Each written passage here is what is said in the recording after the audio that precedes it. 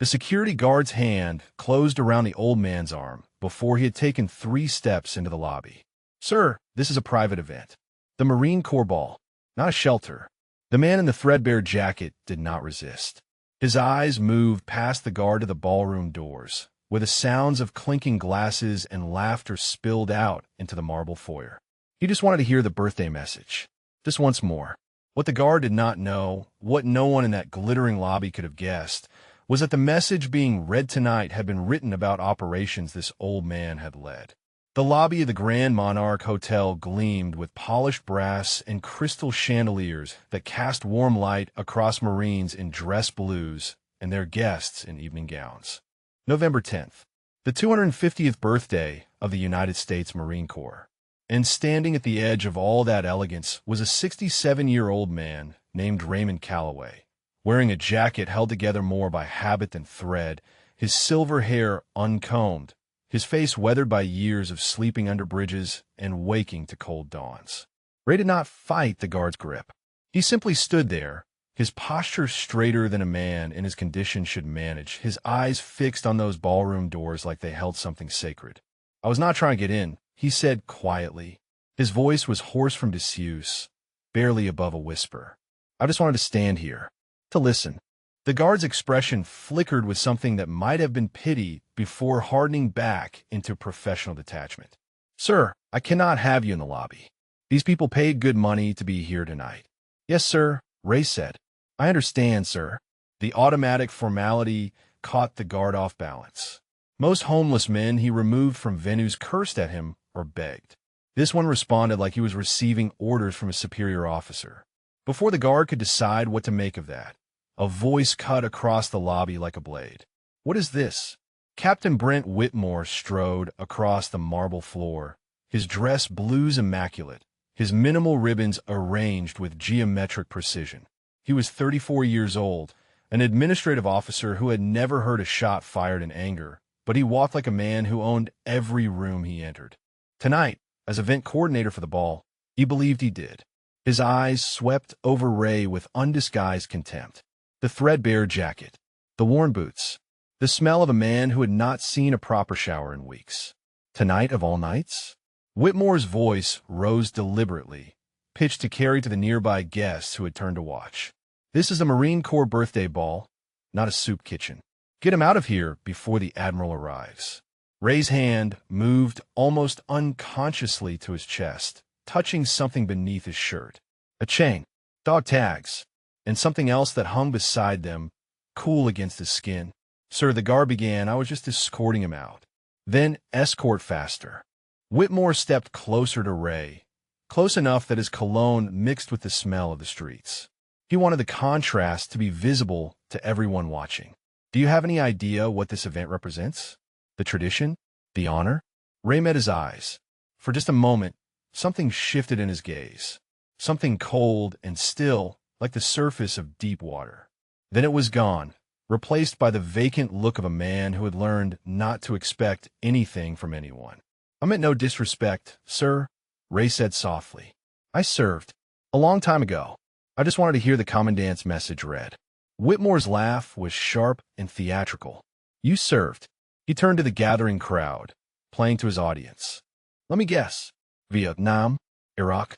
Every homeless man in America claims they served." He gestured at Ray's appearance with obvious disgust.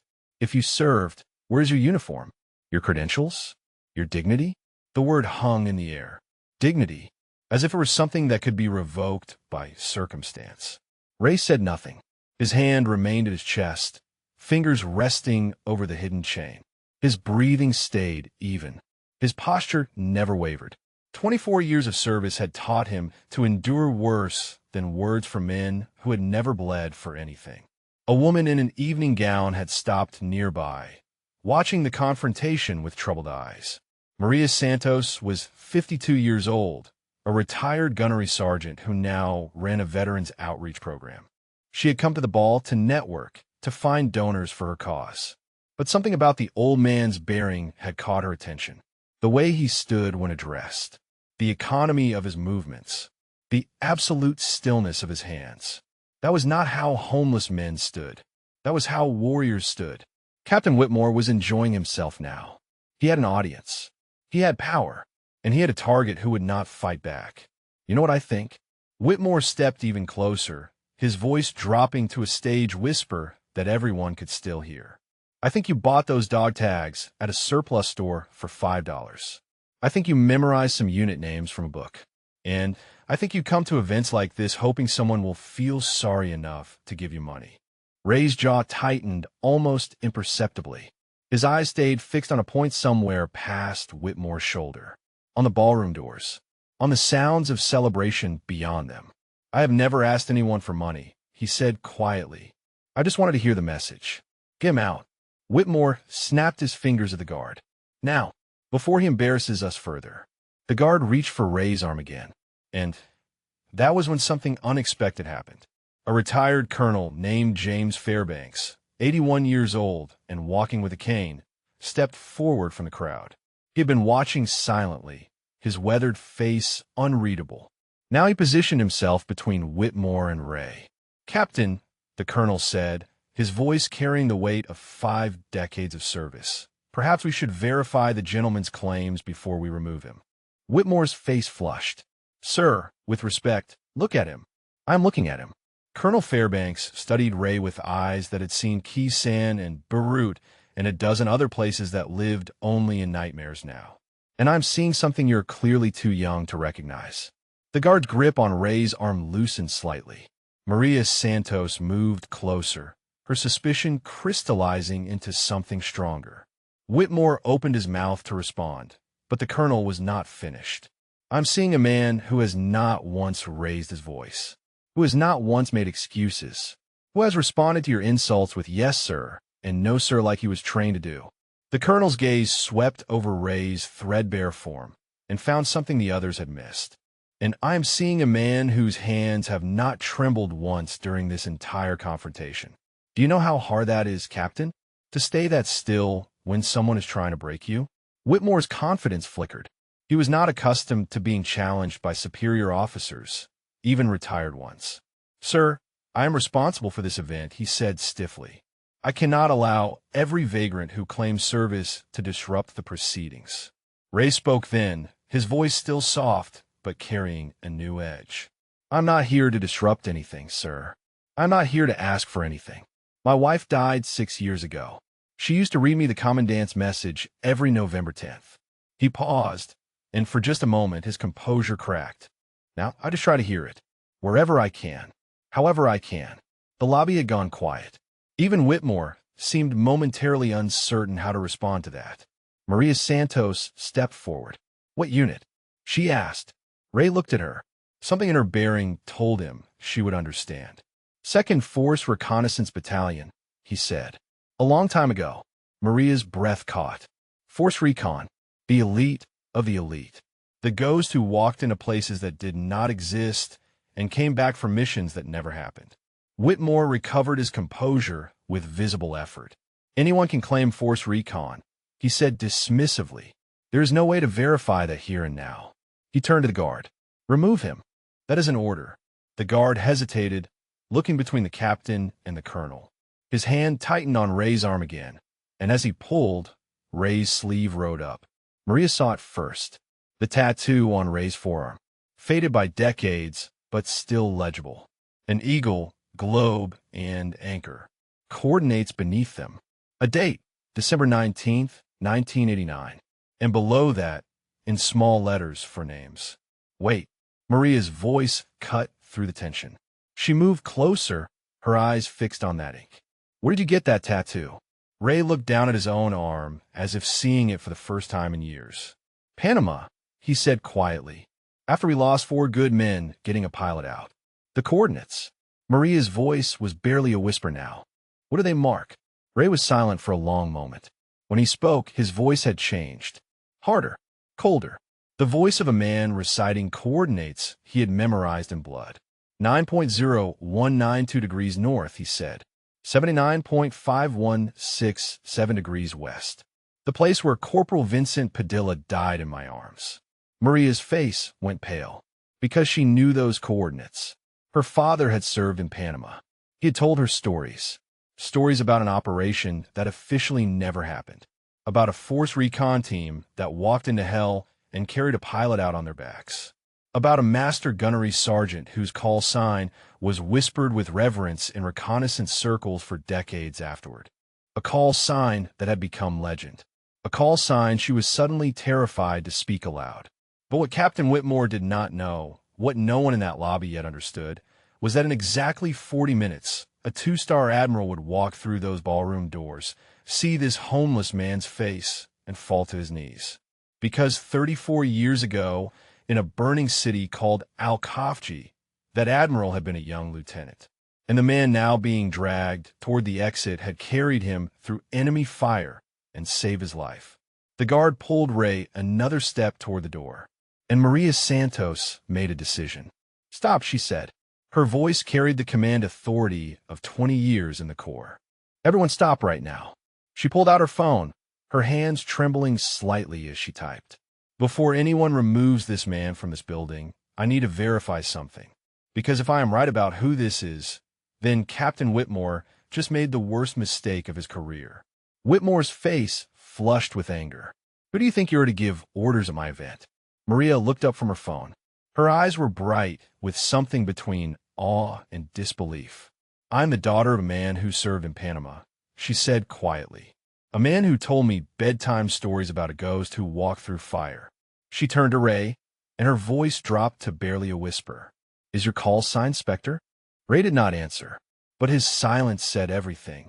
And somewhere in the ballroom beyond those gilded doors, the sounds of celebration continued, oblivious to the fact that everything was about to change. The name hung in the air like smoke from a distant fire. Spectre.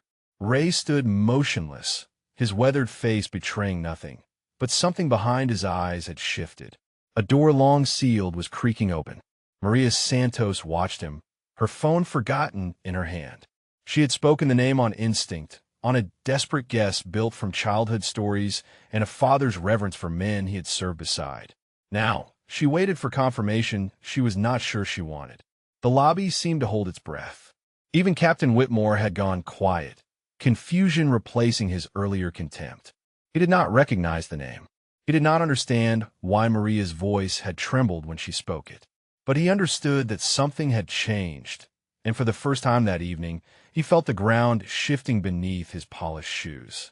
Ray's hand moved to his chest again, fingers pressing against the chain beneath his shirt, against the dog tags, against the ring that hung beside them. Eleanor's ring, the last thing she had worn before the cancer took her.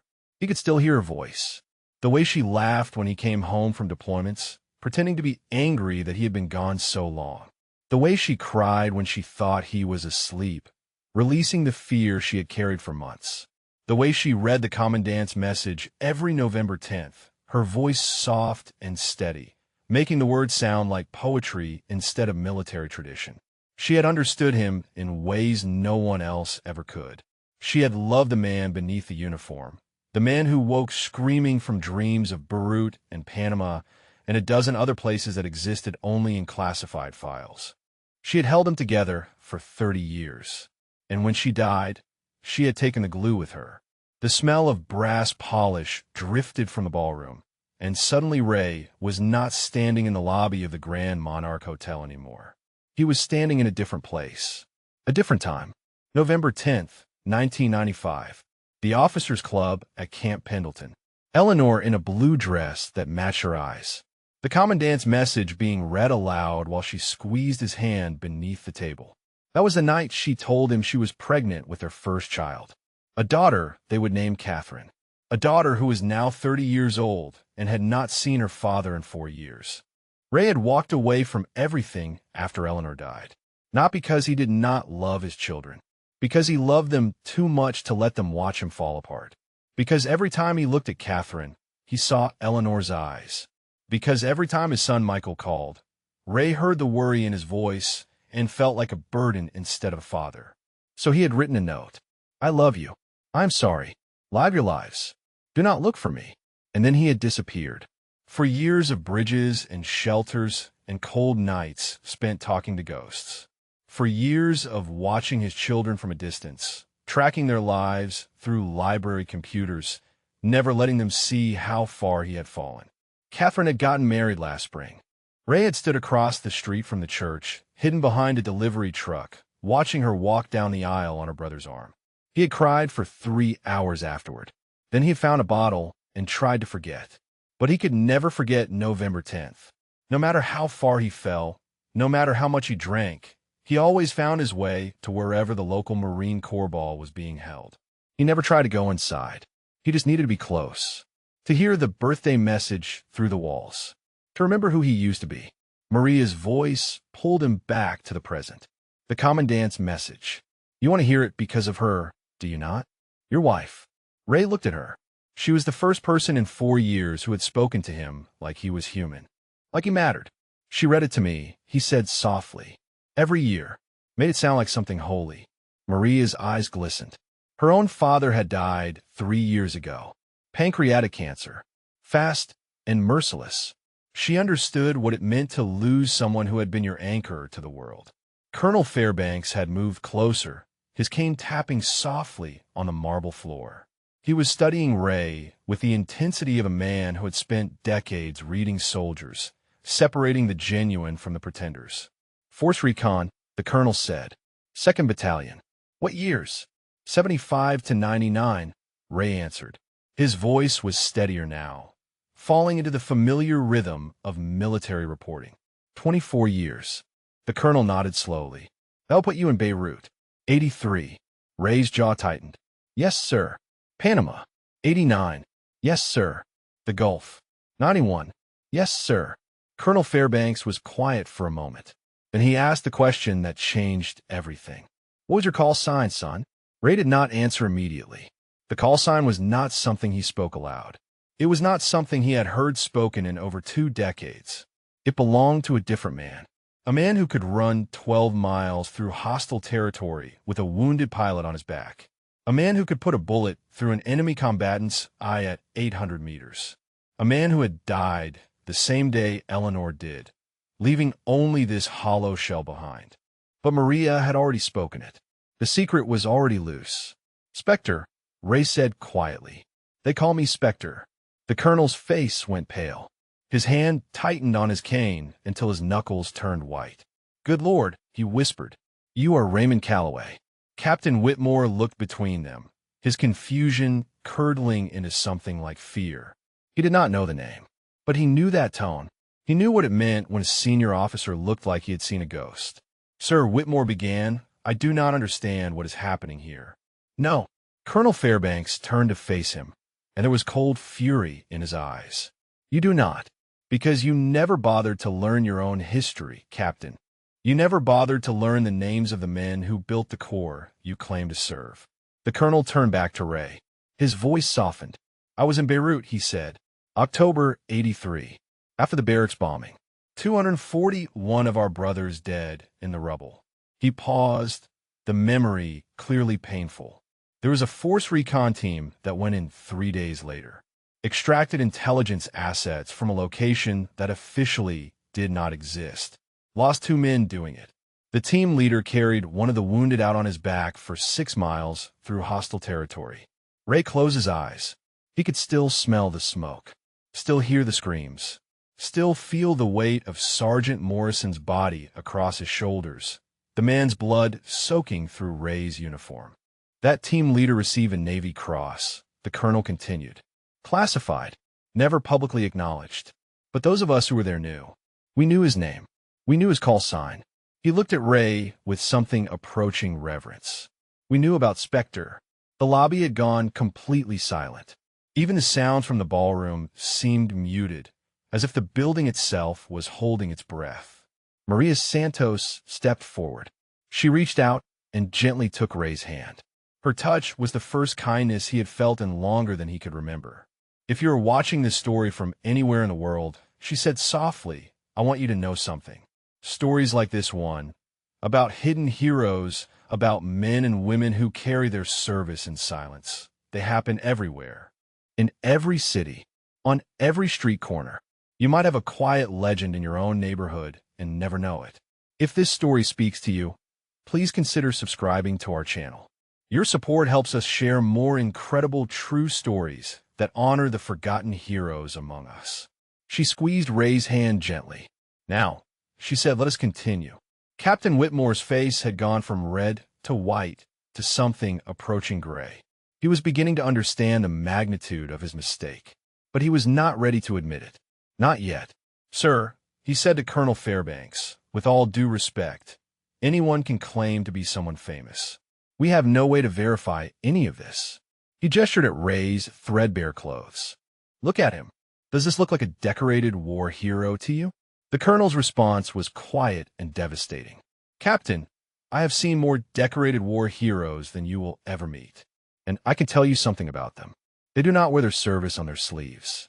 They carry it in their bones, in the way they stand, in the way they breathe, in the way they respond to insults with yes, sir, and no, sir, instead of violence. He pointed at Ray with his cane. This man has been publicly humiliated for the past 15 minutes. He's been called a liar, a fraud, a vagrant, and not once has he raised his voice. Not once has he defended himself. Not once has he told you who he really is. The colonel's voice hardened. Do you know why, Captain? Because men like him do not need to prove anything to men like you. They already know what they are. They already know what they have done, and nothing you say can take that away from them. Whitmore opened his mouth to respond, but before he could speak, the ballroom doors swung open, and Rear Admiral Thomas Garrett walked into the lobby.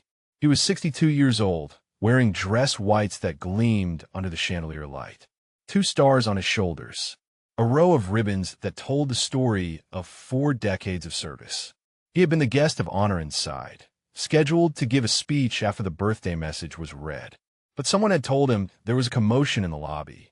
Someone had mentioned a homeless veteran being removed, and something about that description had made him leave his seat and walk out here to see for himself.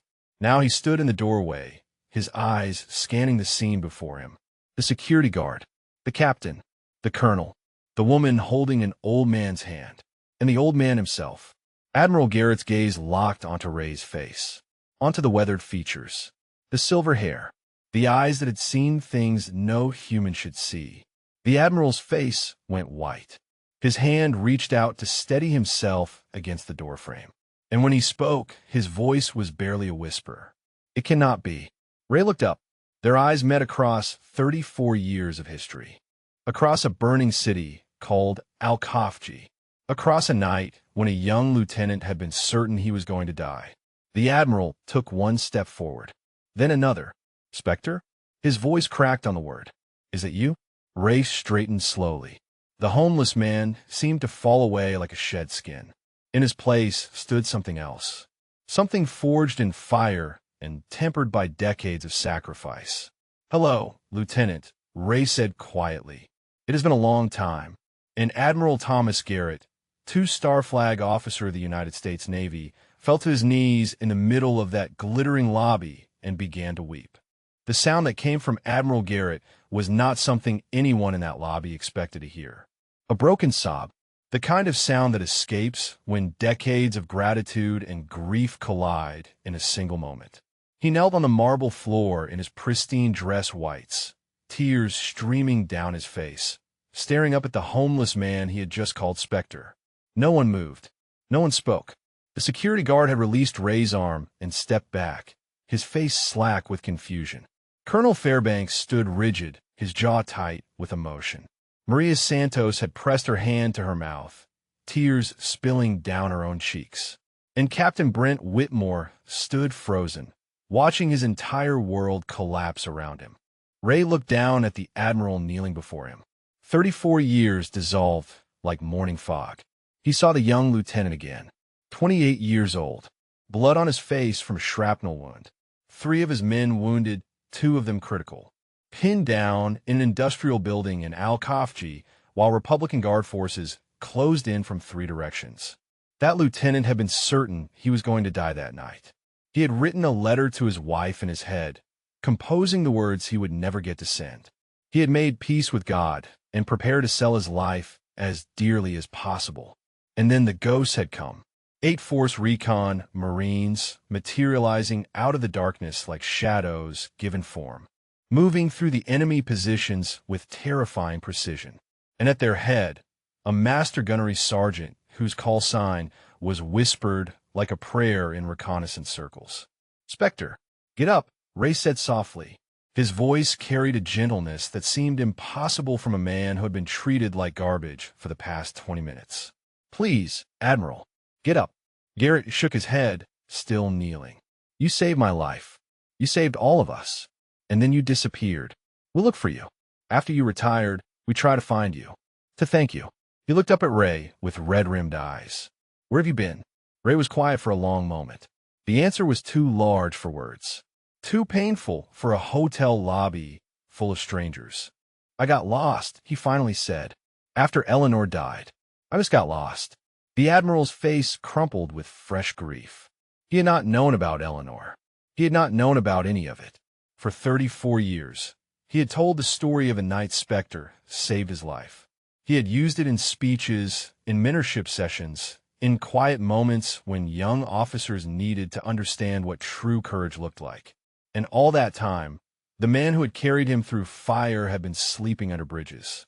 Garrett rose slowly to his feet. He was shorter than Ray by several inches, but in that moment, he seemed to shrink even further. The weight of what he was witnessing pressed down on him like a physical force. Captain Whitmore finally found his voice. "Admiral, sir, I had no way of knowing." He was trying to enter the event without credentials. He looked like a vagrant. "I was simply protecting the integrity of the ball." The Admiral turned to face him. The tears were still wet on his cheeks, but his eyes had gone cold. Hard. The eyes of a flag officer who had commanded thousands of men and sent some of them to their deaths. "Protecting the integrity," Garrett repeated slowly. He took a step toward Whitmore. The captain instinctively stepped back. "Tell me, Captain, what do you know about integrity?" "Sir, I was following protocol." "Protocol?" The Admiral's voice was rising now, carrying across the lobby, drawing more onlookers from the ballroom. "You were following protocol when you publicly humiliated a 24-year veteran of the United States Marine Corps. You were following protocol when you accused a man with 3 Navy crosses of stolen valor. You were following protocol when you tried to throw out one of the most decorated force recon operators in the history of special operations." Whitmore's face had gone the color of old snow. 3 Navy crosses. The words hit him like physical blows. 3. That was nearly impossible. That was legendary. "I did not know," he whispered. "No." Admiral Garrett stepped closer still, his voice dropping to something more dangerous than shouting. "You did not know because you did not ask. You did not know because you looked at this man and saw only what you wanted to see. A vagrant. A problem to be removed. You never once considered that he might be more than his appearance." The Admiral turned to address the growing crowd. Marines in dress blues, spouses in evening gowns, servers who had stopped to watch, all of them staring at the confrontation unfolding before them. "Let me tell you who this man is," Garrett said. His voice carried the weight of testimony, of witness. "This is Master Gunnery Sergeant Raymond J. Calloway, call sign Spectre. 24 years of service to the United States Marine Corps. Force reconnaissance." He paused, letting the words sink in. "In February of 1991, my reconnaissance team was pinned down in Al-Khafji. We had been ambushed. I had 3 wounded Marines, 2 of them critical. No air support. No extraction available for 12 hours. We were going to die." The lobby was absolutely silent. Even the sounds from the ballroom had faded, as if the walls themselves were listening. "This man," Garrett continued, pointing at Ray, "led his team through 4 kilometers of hostile territory to reach us. He personally killed 8 enemy combatants in close quarters combat to secure our position. He took a bullet in the shoulder and kept fighting. He carried my wounded on his back. And when extraction finally arrived, he was the last man on the helicopter. He refused to leave until every single one of my Marines was accounted for." The Admiral's voice broke slightly. "I have told that story for 34 years. At every command, at every ceremony, every time someone asks me what courage looks like, I tell them about the night specter saved my life." He turned back to Whitmore. "And you called him a vagrant." Whitmore looked like he might vomit. His wife Patricia had emerged from the ballroom and stood nearby, her face pale with horror as she realized what her husband had done. She had heard the stories. Her father had served in Panama. He had spoken of Spectre with something approaching worship, and her husband had just tried to throw him out like garbage. Admiral, Whitmore said, his voice cracking. I am so sorry. I had no idea. If I had known who he was, I never would have. Garrett cut him off with a sharp gesture. That is exactly the problem, Captain. You should not need to know who someone is to treat them with basic human dignity. You should not need to see ribbons on a chest to show respect to a fellow human being. The Admiral turned back to Ray. His expression softened, the anger giving way to something more complicated. Grief, gratitude, and a desperate need to make things right. Gunny, he said quietly, using the informal title that Marines use for Master Gunnery Sergeants. What happened to you? Ray was silent for a long moment. The question was simple. The answer was anything but. My wife died, he finally said. 6 years ago. Cancer. She was the only thing holding me together after everything else. After Vinny.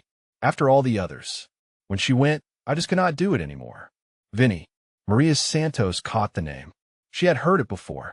In her father's stories. Corporal Vincent Padilla. The point man who had died in Panama. The one whose coordinates were tattooed on Ray's arm. I tried to stay, Ray continued. For my kids. Catherine and Michael. But every time I looked at them, I saw her. Every time they called, I heard the worry in their voices and felt like a weight around their necks. He paused, his voice dropping to barely a whisper. So I left, wrote them a note, told them to live their lives, told them not to look for me. Colonel Fairbanks made a sound low in his throat, the sound of a man who understood that kind of pain. I thought I was protecting them, Ray said. I thought if I just disappeared, they could move on, find happiness without having to watch their father fall apart. He looked at the Admiral with eyes that held 4 years of solitude, for years of cold nights and empty dawns, for years of standing outside Marine Corps balls, listening through the walls, trying to remember who he used to be. But I could never let go of this night, Ray said. November 10th. The birthday. Eleanor read me the commandant's message every year we were married. After she died, I just needed to hear it, to feel close to her again, to remember what it felt like to belong to something. Admiral Garrett reached out and gripped Ray's shoulder. His hand was trembling. You never stop belonging, he said fiercely. You hear me, Gunny? You never stop being one of us. He gestured at the Marines who had gathered around them. Look at them. Look at your brothers and sisters. You think any of them care what you are wearing? You think any of them see a vagrant? Ray looked at the faces surrounding him. Young Marines and old, men and women, all of them watching him with something he had not seen directed at himself in years. Respect. The colonel stepped forward and extended his hand. Master Gunnery Sergeant Calloway. It is an honor to meet you. My name is James Fairbanks. I was in Beirut in '83. I knew men who served with you. He shook Ray's hand firmly. They said you were the best of us. Looking at you now, I believe them. More people were pressing forward. Wanted to shake his hand. Wanted to thank him.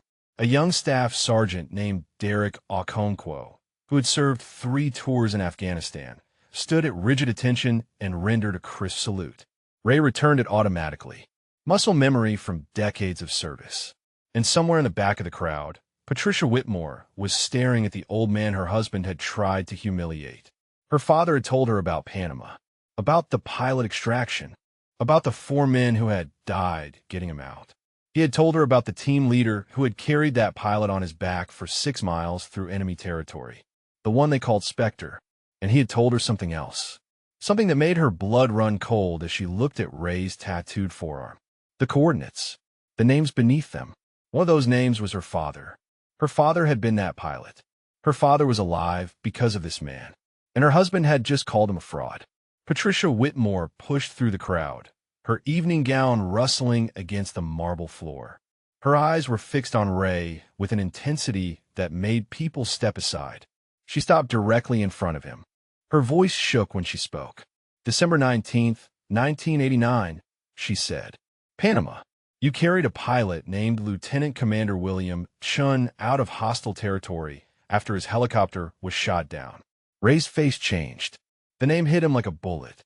You know that name, Patricia continued, because you carried him for 6 miles on your back.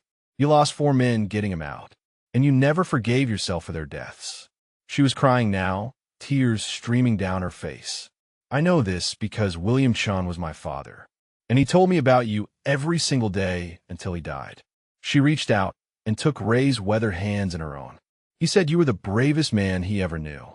He said he owed you everything, his life, his family, me. She turned to look at her husband, who stood frozen in horror at what was unfolding. He said if he ever met you again, he would get on his knees and thank God for sending you to save him. Patricia turned back to Ray.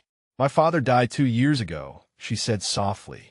He never got to thank you in person, so let me do it for him.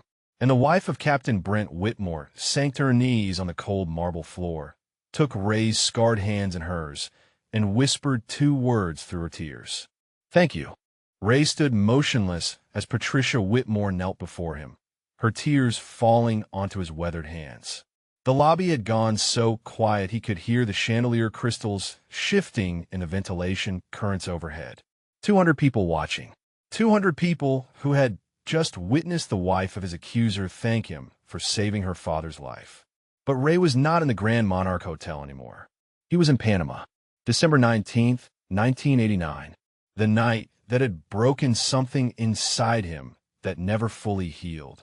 The jungle had been thick and wet, the air so humid it felt like breathing through a sponge. 8 men moving through darkness toward a downed helicopter. Intelligence said the pilot was still alive. Intelligence said Republican Guard forces were converging on his position. Intelligence said they had maybe 4 hours before the pilot was either dead or captured. Intelligence had been wrong about a lot of things that night. Ray helped Patricia to her feet, his movements gentle despite hands that had once killed men in close quarters. He looked in her eyes and saw William Chun looking back at him. The same shape, the same determination, the same fire. Your father was a brave man, Ray said quietly. He never gave up.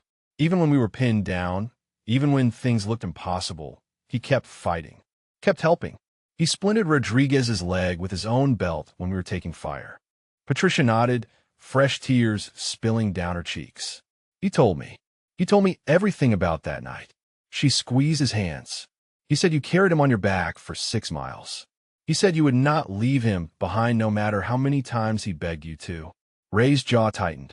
The memory crashed over him like a wave. The extraction point had been 6 miles northeast. 6 miles through jungle that belonged to the enemy. 6 miles with a pilot whose leg was shattered in 3 places and a team that was down to 4 men. Vinny had been on point. Corporal Vincent Padilla, 23 years old, Brooklyn-born. Best instincts Ray had ever seen in a young Marine. He moved through that jungle like he was born in it, reading the shadows, feeling the threats before they materialized. They had made it 4 miles before the ambush. The RPG had come from a window in a building they had cleared twice. A shooter they had missed. A mistake that cost 4 men their lives. Ray closed his eyes. He could still see Vinny turning. Still see his face in the muzzle flash. Still see him shoving Ray down and taking the blast that had been meant for his team leader. Master Gunnery Sergeant? Admiral Garrett's voice pulled Ray back to the present. The Admiral was watching him with concern, recognizing the 1,000-yard stare of a man lost in memory. Ray opened his eyes. I am sorry, he said. Sometimes it comes back. You do not need to apologize, Garrett said firmly. Not to anyone. Not ever. But Ray was looking at Patricia again, looking at the living proof that William Chun had survived, that the mission had not been a complete failure, that 4 men had not died for nothing. Your father, Ray said slowly, did he have a good life? After Panama? Patricia smiled through her tears. He did. He married my mother 2 years later. They had 3 children. I am the oldest. She paused.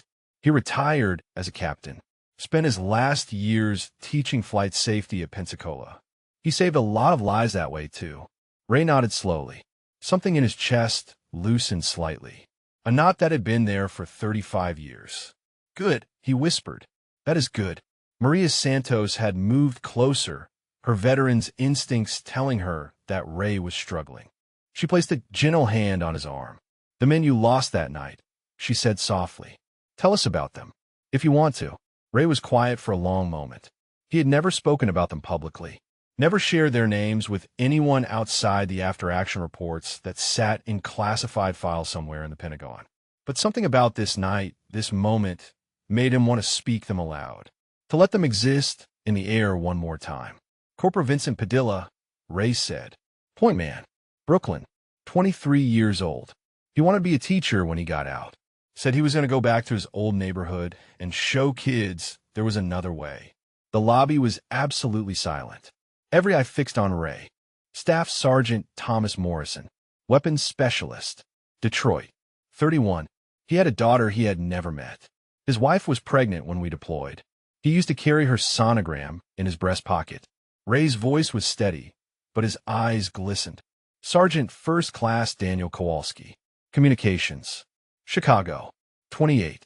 He was supposed to get married 3 weeks after we got back. His fiancee's name was Rebecca. I wrote her a letter after. I do not know if she ever read it. He paused, his breath catching slightly. And Lance Corporal Peter Chun, no relation to the pilot. Medic, San Francisco, 22. It was his first deployment. His mother had begged him not to go.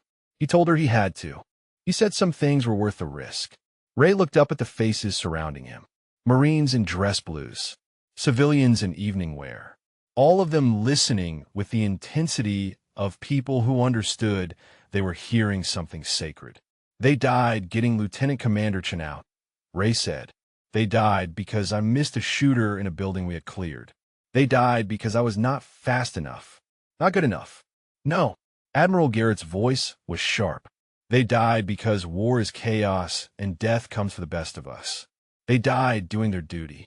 They died as Marines. Ray shook his head slowly. I was their team leader. Their lives were my responsibility. Every decision I made, every step I took, I was supposed to keep them alive. And you brought 4 of them home, Garrett said firmly. You brought the pilot home. You completed the mission when most men would have died in that jungle. Colonel Fairbanks stepped forward. His voice was rough with emotion. Master Gunnery Sergeant, I have read the after-action report from that mission. It is still classified, but I had clearance when I was active. He paused. Do you know what it says? Ray did not answer. It says that you held a defensive position for 9 hours with 3 wounded, 2 dead, and ammunition running low. It says you killed 14 enemy combatants in that time. It says that when extraction finally arrived, you had to be ordered onto the helicopter because you would not leave until every body was accounted for. The colonel's voice hardened. It says you were recommended for the Medal of Honor, but the mission was too classified to acknowledge publicly. A murmur ran through the crowd. The Medal of Honor, the highest military decoration, the award that most service members never even see in person, let alone earn. Ray's face showed nothing. He had known about the recommendation. He had known it was downgraded to a Navy cross that could never be worn in public. He had never cared about the medal. He had only cared about the men he could not save. Patricia Whitmore spoke again, her voice trembling. My father told me something else about that night. She looked at Ray with an intensity that bordered on fierce. He said that when Corporal Padilla was dying, you held him. You stayed with him until the end. And you promised him something. Ray's composure finally cracked. A single tear escaped and traced a path down his weathered cheek. What did you promise him? Patricia asked softly. Ray was silent for a long moment. When he spoke, his voice was barely audible. I promised him I would live, he said. I promised him I would not waste the life he saved. He looked around the lobby at all the faces watching him, at the Admiral who had fallen to his knees, at the Colonel who had validated his service, at Maria who had shown him kindness, at Patricia whose father he had carried through hell. And then I broke that promise, Ray whispered. For 4 years, I've been breaking it every single day.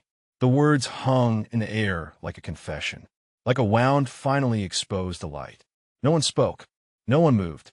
The weight of Ray's admission pressed down on everyone present. And then a voice came from the ballroom doorway, a voice that cut through the silence like a blade. Dad? Ray turned. A young woman stood in the entrance. 30 years old, dark hair, blue eyes that matched her mother's exactly. She wore a simple black dress, and her face was pale with shock. Behind her stood a young man, 32. Same eyes, same jawline. He had one hand on his sister's shoulder, steadying her as much as himself. Catherine and Michael Calloway had come to the Marine Corps Ball to honor their mother's memory. Eleanor had loved this tradition. She had made them promise to keep attending even after she was gone. They had never expected to find their father standing in the lobby, surrounded by weeping Marines, being called a legend. Catherine took one step forward, then another. Her voice cracked when she spoke again. "Daddy?" Ray stared at his children, the children he had abandoned, the children he had watched from a distance for 4 years, never letting them see how far he had fallen. They were here. They were real, and they were looking at him like he was a ghost come back to life. Ray's legs buckled. Admiral Garrett caught him before he hit the ground, and Catherine Calloway ran across that marble lobby, evening gown billowing behind her, tears streaming down her face, screaming the word she had not spoken in 4 years. Catherine crashed into her father like a wave breaking against the shore. Her arms wrapped around him with a ferocity that seemed impossible from such a slender frame. She was sobbing, her whole body shaking, for years of grief and anger and desperate hope pouring out of her in a flood that soaked through Ray's threadbare jacket. Ray stood frozen. His arms hung at his sides like they had forgotten how to move. His daughter was holding him. His daughter was here. His daughter was real and warm and alive, and she was not pushing him away.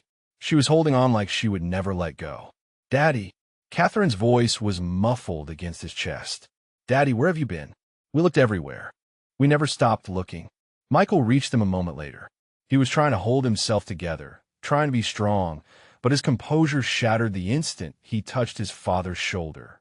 He wrapped his arms around both of them, his tall frame encircling his sister and his father. And for the first time since he was 14 years old, Michael Calloway wept in public. The lobby had become a cathedral of silence. 200 people bearing witness to a reunion that none of them had expected to see. Admiral Garrett had stepped back, his own eyes glistening. Maria Santos was openly crying. Even Colonel Fairbanks, who had seen Key Sand and Beirut and decades of military funerals, had to look away to compose himself. Captain Whitmore stood alone at the edge of the crowd. His wife had not returned to his side. She remained near Ray, near the man her husband had tried to humiliate, watching the reunion with tears streaming down her face. Whitmore's earlier arrogance had crumbled into something unrecognizable. He looked like a man watching his own court-martial unfold in slow motion. Ray's arms finally moved, slowly, hesitantly, like a man remembering a language he had not spoken in years. His hands came up and pressed against his children's backs. He could feel Catherine's heartbeat through her dress. He could feel Michael's shoulders shaking with sobs. And something inside Raymond Calloway, something that had been locked away in a frozen vault since the day Eleanor died, began to thaw. "I am sorry." The words came out broken, barely audible. "I am so sorry. I thought I was protecting you. I thought if I disappeared, you could move on. You could be happy without having to watch me fall apart." Catherine pulled back just enough to look at him. Her face was streaked with tears and ruined makeup, and she had never looked more like her mother. Her eyes blazed with an intensity that made Ray's breath catch. "Protecting us?" Her voice cracked. "Dad, we thought you were dead. For 3 years, we thought you were dead. The police told us to stop looking. They said homeless veterans disappear all the time. They said we should accept it and move on." Ray flinched like she had struck him. "We buried an empty casket," Michael said hoarsely. "Mom's grave has a marker next to it with your name on it. We visit it every Sunday." He gripped his father's shoulder hard enough to leave bruises. "Do you understand what that was like? Mourning you when you were still alive?" The words hit Ray like bullets. He had known his disappearance would hurt them. He had told himself they would heal. They would move on. They would build lives without the weight of a broken father dragging them down. He had never imagined they would bury him. "I saw you," Ray whispered. "At your wedding, Catherine. Last spring. I was across the street. I saw you walk down the aisle on Michael's arm." He paused, his voice breaking. "You looked so beautiful, just like your mother." Catherine's face went through a dozen emotions in the span of seconds. Shocked, hurt, anger, and then something that looked almost like hope. You were there? I was always there, Ray said. Every graduation, every milestone. I tracked your lives through library computers. I knew when Michael got promoted. I knew when Catherine got her master's degree. I knew everything. I just could not let you see what I had become. Michael shook his head slowly, his jaw tight with suppressed emotion. Dad, we did not care what you had become. We just wanted you back. He gestured at Ray's threadbare clothes. You think this matters to us? You think we care that you're not wearing a suit? You should, Ray said quietly. You deserve better than a father who sleeps under bridges. We deserve our father, Catherine said fiercely. Whatever that looks like. However broken he thinks he is. She grabbed his face in both hands, forcing him to meet her eyes. Mom will be so angry at you right now. She would be furious that you left us. But she would also be the first one to drag you home and make you eat soup until you felt human again. Ray almost smiled. Almost. Eleanor had believed in the healing power of soup with an almost religious fervor. Chicken noodle for sadness. Tomato basil for stress. French onion for the really bad days. I miss her, Ray whispered.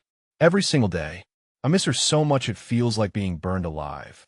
We miss her too, Michael said. But we were supposed to miss her together, Dad. As a family. That is what she would have wanted. The Admiral stepped forward. His voice was gentle when he spoke. Master Gunnery Sergeant, he said, your children are right. Whatever you have been through, whatever you have suffered, you do not have to carry it alone anymore. Ray looked at him. At this man he had saved 34 years ago. At this Admiral who had fallen to his knees in a hotel lobby because he had never forgotten the ghost who pulled him out of hell. I do not know how to stop, Ray admitted. I have been running for so long, hiding for so long. I do not know how to be anything else.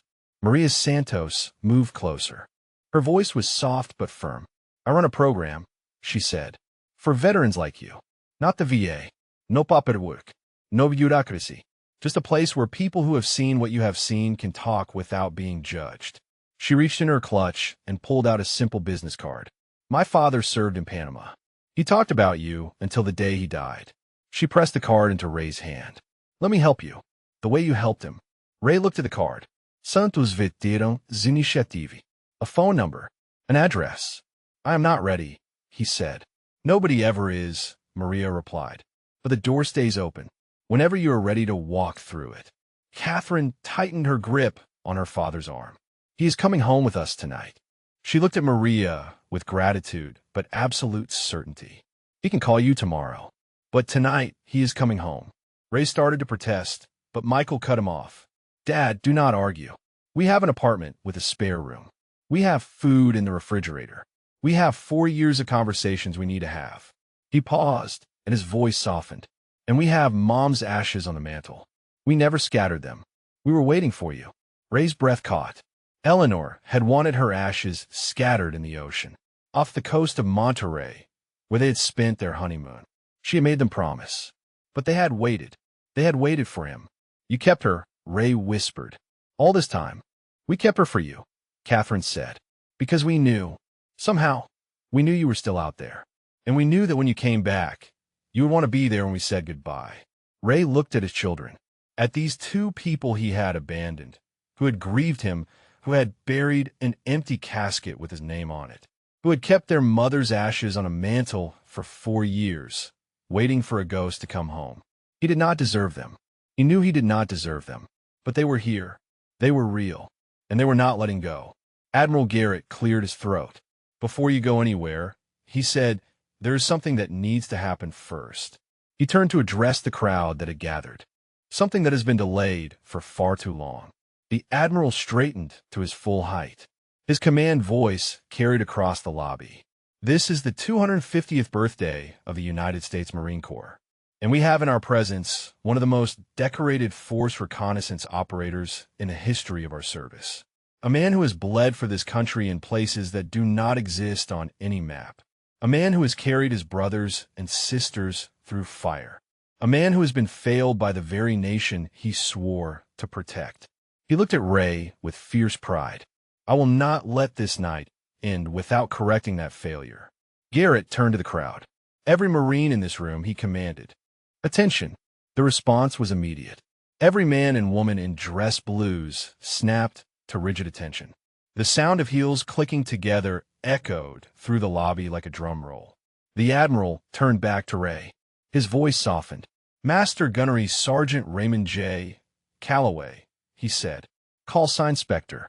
On behalf of the United States Marine Corps, on behalf of every life you have saved and every sacrifice you have made, I am asking you to join us in the ballroom." He paused.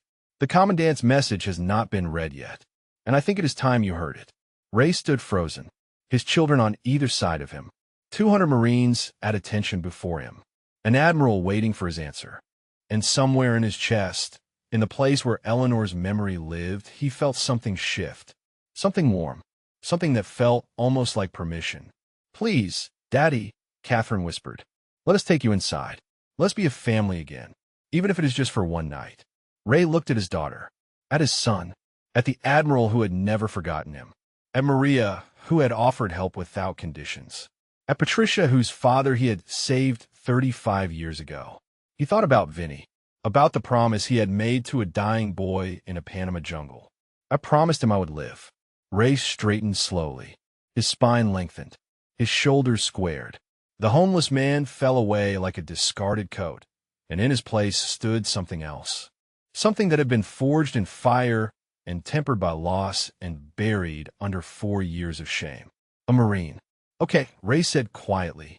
His voice was hoarse, but it was steady. "Take me inside." Catherine and Michael each took one of his arms, and together, the Calloway family walked toward the ballroom doors. Behind them, Captain Brent Whitmore watched them go. His face was ashen. His career was over. He knew it with absolute certainty. But in that moment, watching a father reunited with his children, watching a legend reclaim his place among his brothers and sisters, Whitmore felt something unexpected. Relief. Because some mistakes were so catastrophic, so complete in their destruction, that they burned away everything false and left only truth behind.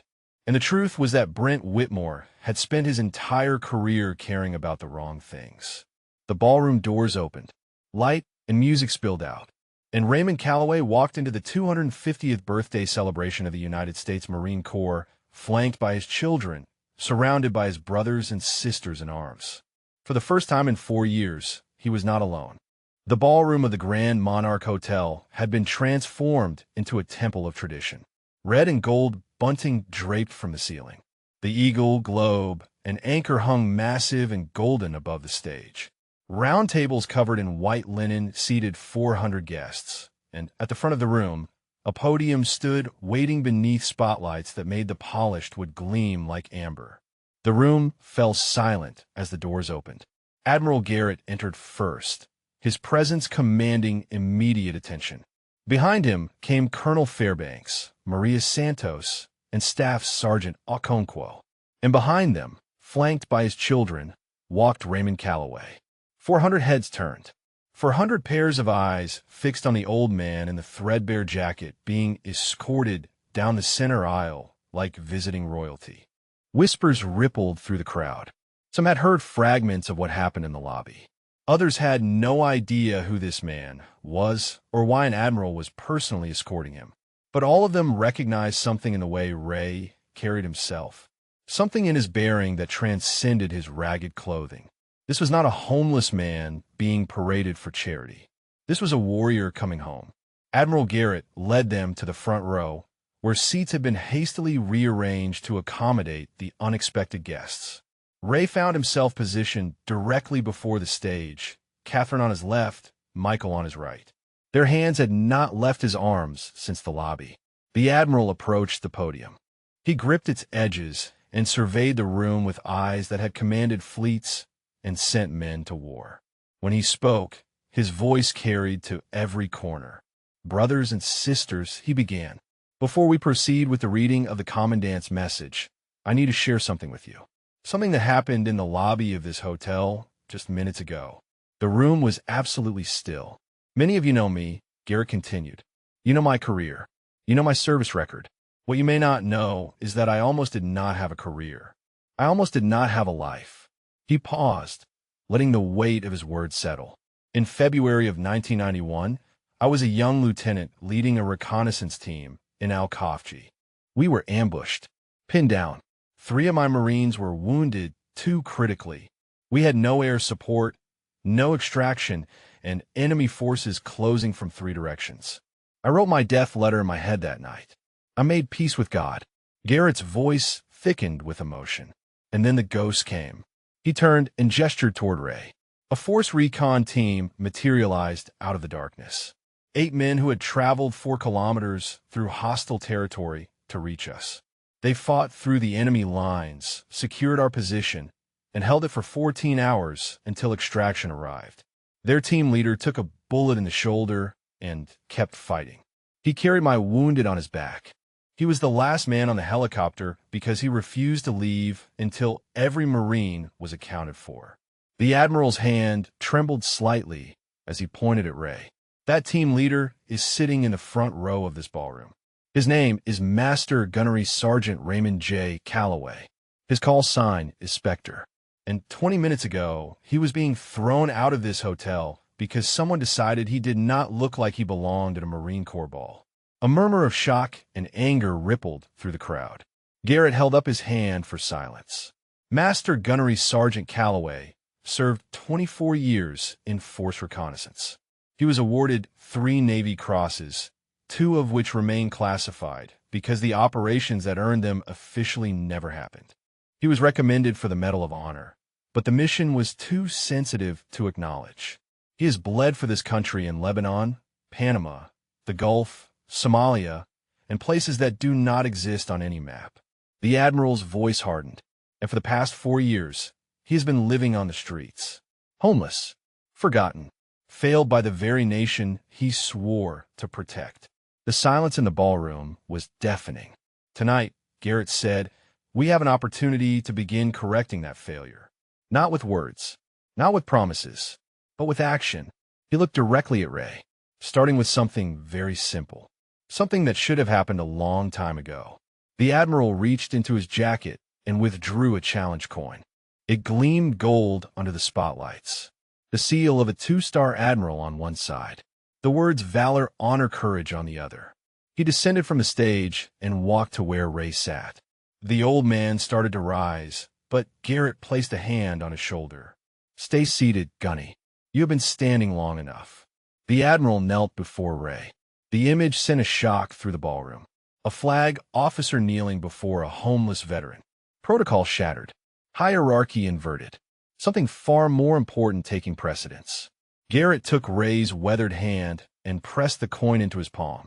This belonged to my father, the Admiral said quietly. He carried it through Vietnam. He gave it to me when I made Admiral. He told me to give it to someone who deserved it more than I did. He looked into Ray's eyes. I have been waiting 34 years to find that person. Ray stared at the coin. His fingers closed around it slowly. I cannot accept this, he whispered. Your father earned this. And you saved his son, Garrett replied. That makes it yours. The Admiral rose and turned back to the crowd. His voice regained its command authority. I'm asking every Marine in this room to stand. 400 people rose as one. The rustle of fabric and a scrape of chairs filled the ballroom like a wave.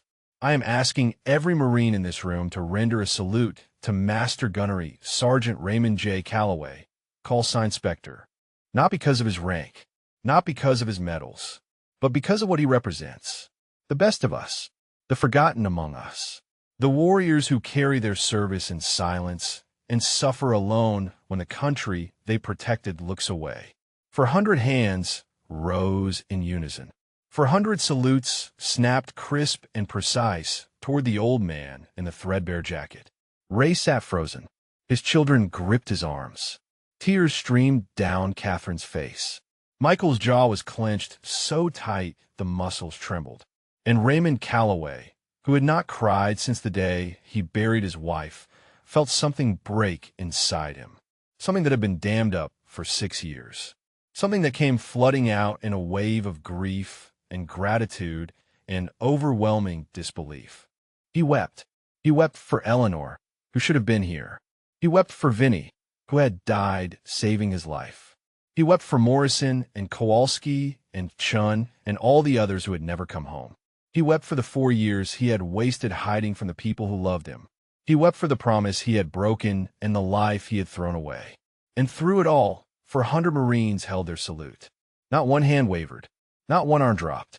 They held it until Ray's sobs subsided, until he wiped his face with the back of his hand, until he looked up at them with red-rimmed eyes and saw something he had forgotten existed. Brotherhood. The Admiral's voice cut through the moment. Seats. 400 Marines sat as one. Garrett returned to the podium. He took a breath to compose himself before continuing. Now, he said, his voice steadier now, it is time for the reading of the Commandant's message. And I can think of no better way to honor this moment than to have Master Gunnery Sergeant Calloway join me on stage. Ray's head snapped up. His eyes went wide with something approaching panic. Admiral, I cannot. I'm not dressed for this. I'm not prepared. I am not worthy of standing on that stage. Garrett smiled. A warm, genuine smile that transformed his command face into something almost fatherly. Gunny, he said, you have been worthy your entire life. The only one who did not know it was you. He extended his hand toward Ray. Cool me. Stand with me. Let your brothers and sisters see you. Let your children see you. Let the Corps see the man who never stopped being one of us, even when he forgot it himself. Ray looked at Catherine. She nodded, fresh tears spilling down her cheeks. He looked at Michael. His son squeezed his shoulder and whispered 2 words. Go, Dad. Ray rose slowly. His legs felt unsteady beneath him. For years of malnutrition and street living had taken their toll. But something else was rising too. Something stronger than his body. Something that had carried him through jungles and deserts and the worst that war could offer. His spirit. He walked toward the stage. Each step felt like a mile. Each breath felt like a battle. But he kept moving, one foot in front of the other. The way he had moved through Panama. The way he had moved through Al-Kafji. The way Marines moved when the mission mattered more than the pain. He climbed the 3 stairs to the stage. The spotlights hit him full force, illuminating every tear in his jacket, every stain on his shirt, every line on his weathered face. And 400 Marines rose to their feet again, not because the Admiral ordered it, because they chose to. The applause started somewhere in the back. A single pair of hands clapping, then another, then a wave that built and built until it crashed over the entire ballroom like thunder. Ray stood in that spotlight, in his threadbare clothes, with tears still wet on his face, and received a standing ovation from 400 of his brothers and sisters. And somewhere in the back of his mind, he heard Eleanor's voice, the way she sounded on November 10th, reading the Commandant's message with that soft reverence that made every word feel sacred. You see, she whispered in his memory. You see what you are? You never stopped being a Marine, Raymond. You just forgot for a while. Admiral Garrett stepped to the podium and withdrew a folded document from his breast pocket. The Commandant's message, he announced. On the 250th birthday of the United States Marine Corps. He turned to Ray. Would you do me the honor of reading it with me? Ray's hand trembled as he accepted the document. He unfolded it carefully, as if it were made of glass. The words swam before his eyes, but he knew them by heart. Eleanor had read them so many times. Different words each year, but always the same spirit, always the same soul. He cleared his throat. His voice came out rough at first, hoarse from years of disuse. But as he read, something happened. The words flowed stronger, clearer. The voice of a master gunnery sergeant who had commanded men in combat. The voice Eleanor had fallen in love with 40 years ago. On this day, Ray read, we celebrate 250 years of honor, courage, and commitment. 250 years of Marines who answered when their nation called. 250 years of sacrifice, of brotherhood, of faithful service to something greater than ourselves. His voice filled the ballroom. To every Marine who has worn the uniform. To every Marine who has bled for our country. To every Marine who carries the weight of service long after the uniform comes off. You are not forgotten. You are not alone. You are, now and forever, part of something eternal. Ray paused. His eyes found Catherine and Michael in the front row. Semper Fidelis, he finished. Always faithful. The ballroom erupted. And Raymond Calloway stood on that stage, bathed in light, surrounded by his family, and felt something he had not felt in 6 years. The applause faded slowly, like waves retreating from shore. Ray stood on that stage, the commandant's message still trembling in his hands, and felt the weight of 400 pairs of eyes upon him. He had faced enemy fire without flinching. He had walked through jungles where death waited behind every shadow. But this moment, standing in a spotlight, surrounded by the family he had abandoned and the brotherhood he had forgotten, terrified him more than any battlefield ever had. Because battlefields had simple rules: kill or be killed, complete the mission, survive. This was something far more complicated. This was being seen, being known, being loved despite everything he had done wrong. Admiral Garrett placed a hand on Ray's shoulder. The touch was gentle but grounding, an anchor in a sea of overwhelming emotion. "You did well, Gunny," Garrett said quietly, his voice pitched for Ray's ears alone. "Eleanor would be proud." The name hit Ray like a physical blow. He closed his eyes and saw her face. The way she looked on their wedding day. The way she laughed when he came home from deployments. The way she held his hand during the bad nights, when the dreams came and the walls closed in, and he could not remember why he had survived when so many others had not. "She would have loved this," Ray whispered. "She always said the Corps was my other family. She never resented it. She just wanted me to let them love me the way she did. She sounds like an extraordinary woman." "She was everything," Ray said, "and when she left, I forgot how to be anything." The Admiral guided Ray back toward the stairs. Below, Catherine and Michael were standing, their faces shining with tears and something that looked almost like disbelief, as if they still could not quite accept that their father was real, was here, was finally coming back to them. Ray descended the stairs slowly. His body ached in ways that had nothing to do with age or street living. This was the ache of walls coming down, of armor being stripped away, of a heart that had been frozen for years finally beginning to thaw. Catherine met him at the bottom step. She did not speak. She simply wrapped her arms around him and held on, her face pressed against his chest, her shoulders shaking with silent sobs. Michael stood back for a moment, watching. He had always been the strong one, the one who held things together after Eleanor died, the one who organized the search parties and filed the missing persons reports and eventually planned the memorial service for a father he refused to believe was dead. Now he stepped forward and joined the embrace. His arms encircled both his sister and his father, and for a long moment, the three of them stood there, bound together by grief and love and the fragile hope that they might somehow find their way back to being a family.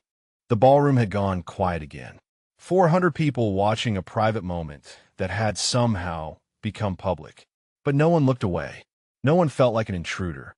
This was sacred ground, and they were all witnesses to something holy. Maria Santos zaproashid slavly. She waited until the embrace loosened before speaking. "Master Gunnery Sergeant," she said softly, "I know tonight has been overwhelming, but before you leave, there are some people who want to meet you." Ray looked up. Behind Maria stood a group of men and women he did not recognize. They ranged in age from late 20s to early 60s. Some wore dress blues, others wore civilian clothes, but they all shared something in their eyes. A recognition, an understanding. "These are veterans from my program," Maria explained. They heard what happened in the lobby. They wanted to come and pay their respects. A young woman stepped forward. She could not have been older than 30. She had short dark hair and eyes that had seen too much for her age. Her left arm ended just below the elbow, the sleeve of her dress pinned neatly. "Sergeant First Class Diana Reeves," she said. "Army. 2 tours in Afghanistan." She paused, her voice catching slightly. "I have been in the program for 8 months. When I first came in, I could not even say my own name without crying." Ray looked at her, at the strength it must have taken to stand here and share this with a stranger. "What changed?" he asked quietly. "Maria," Diana said simply, "and the others. They showed me I was not alone, that what I was feeling was not weakness.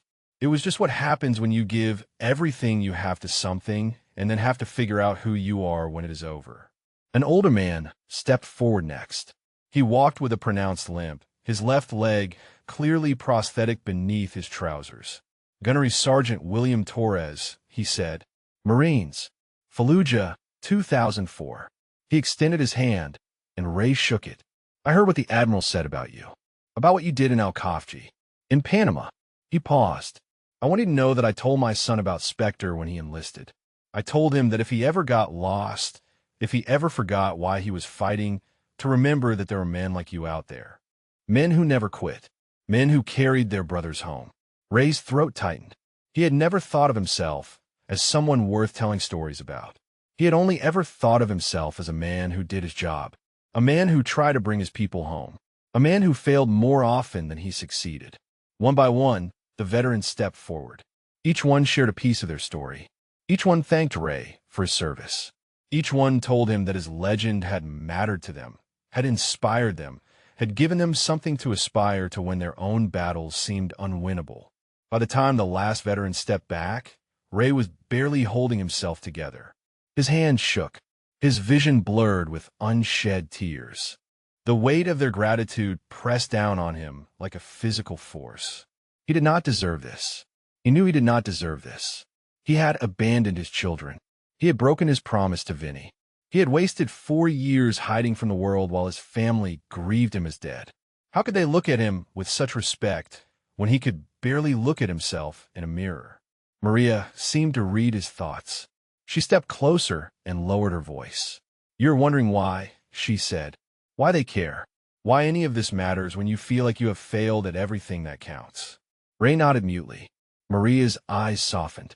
"Let me tell you something my father told me before he died. He said that the measure of a warrior is not whether they fall. Everyone falls. The measure is whether they get back up." She reached out and touched the challenge coin that Ray still clutched in his hand. "You fell," she said. "Hard. For a long time. But tonight you got back up. You walked into this hotel. You faced your accuser with dignity. You let your children find you. You stood on that stage and read words that mattered to 400 Marines." She paused. "That is not failure, Master Gunnery Sergeant. That is courage. The hardest kind of courage there is."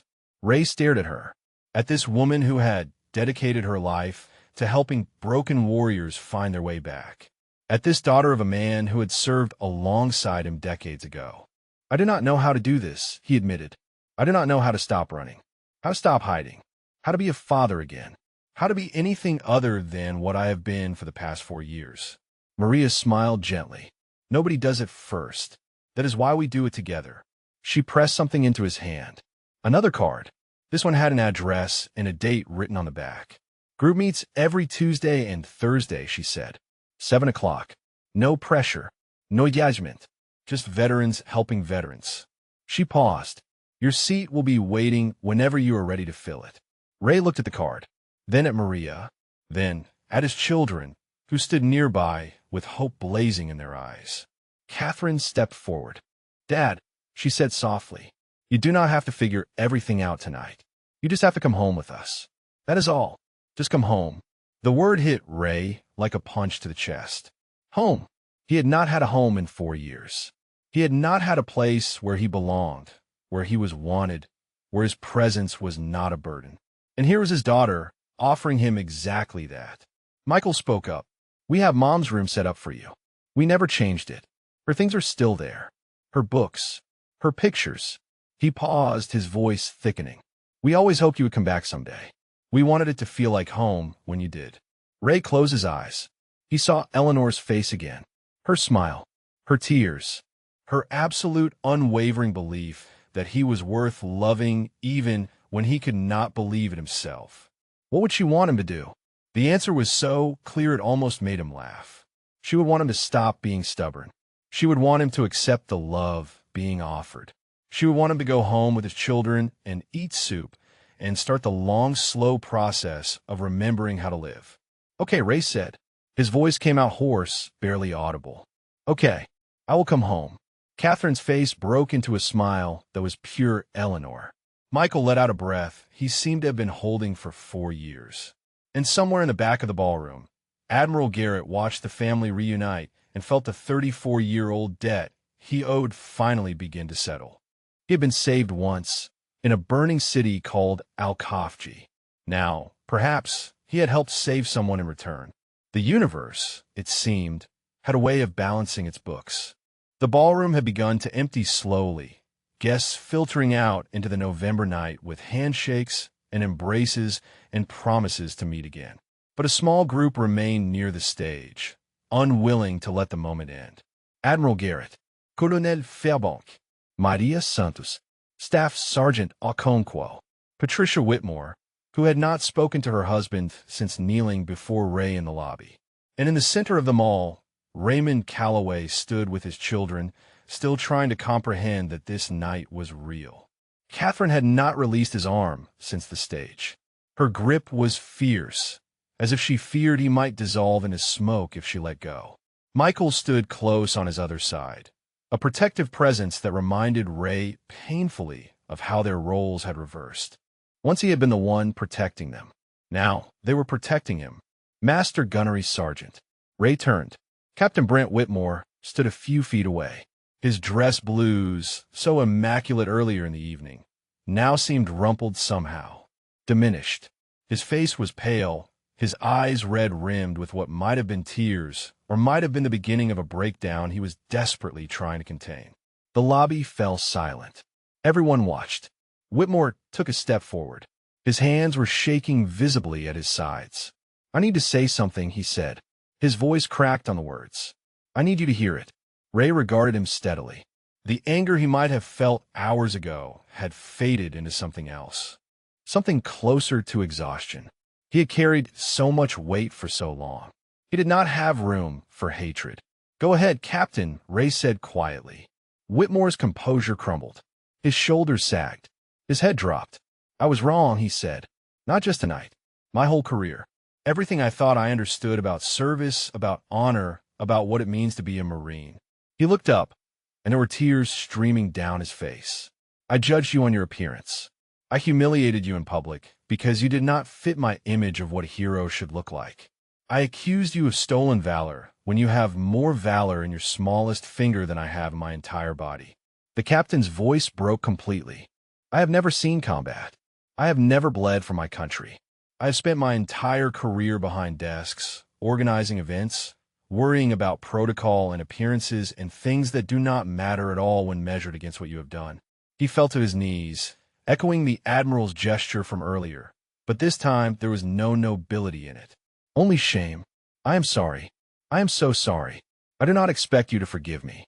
I do not deserve it.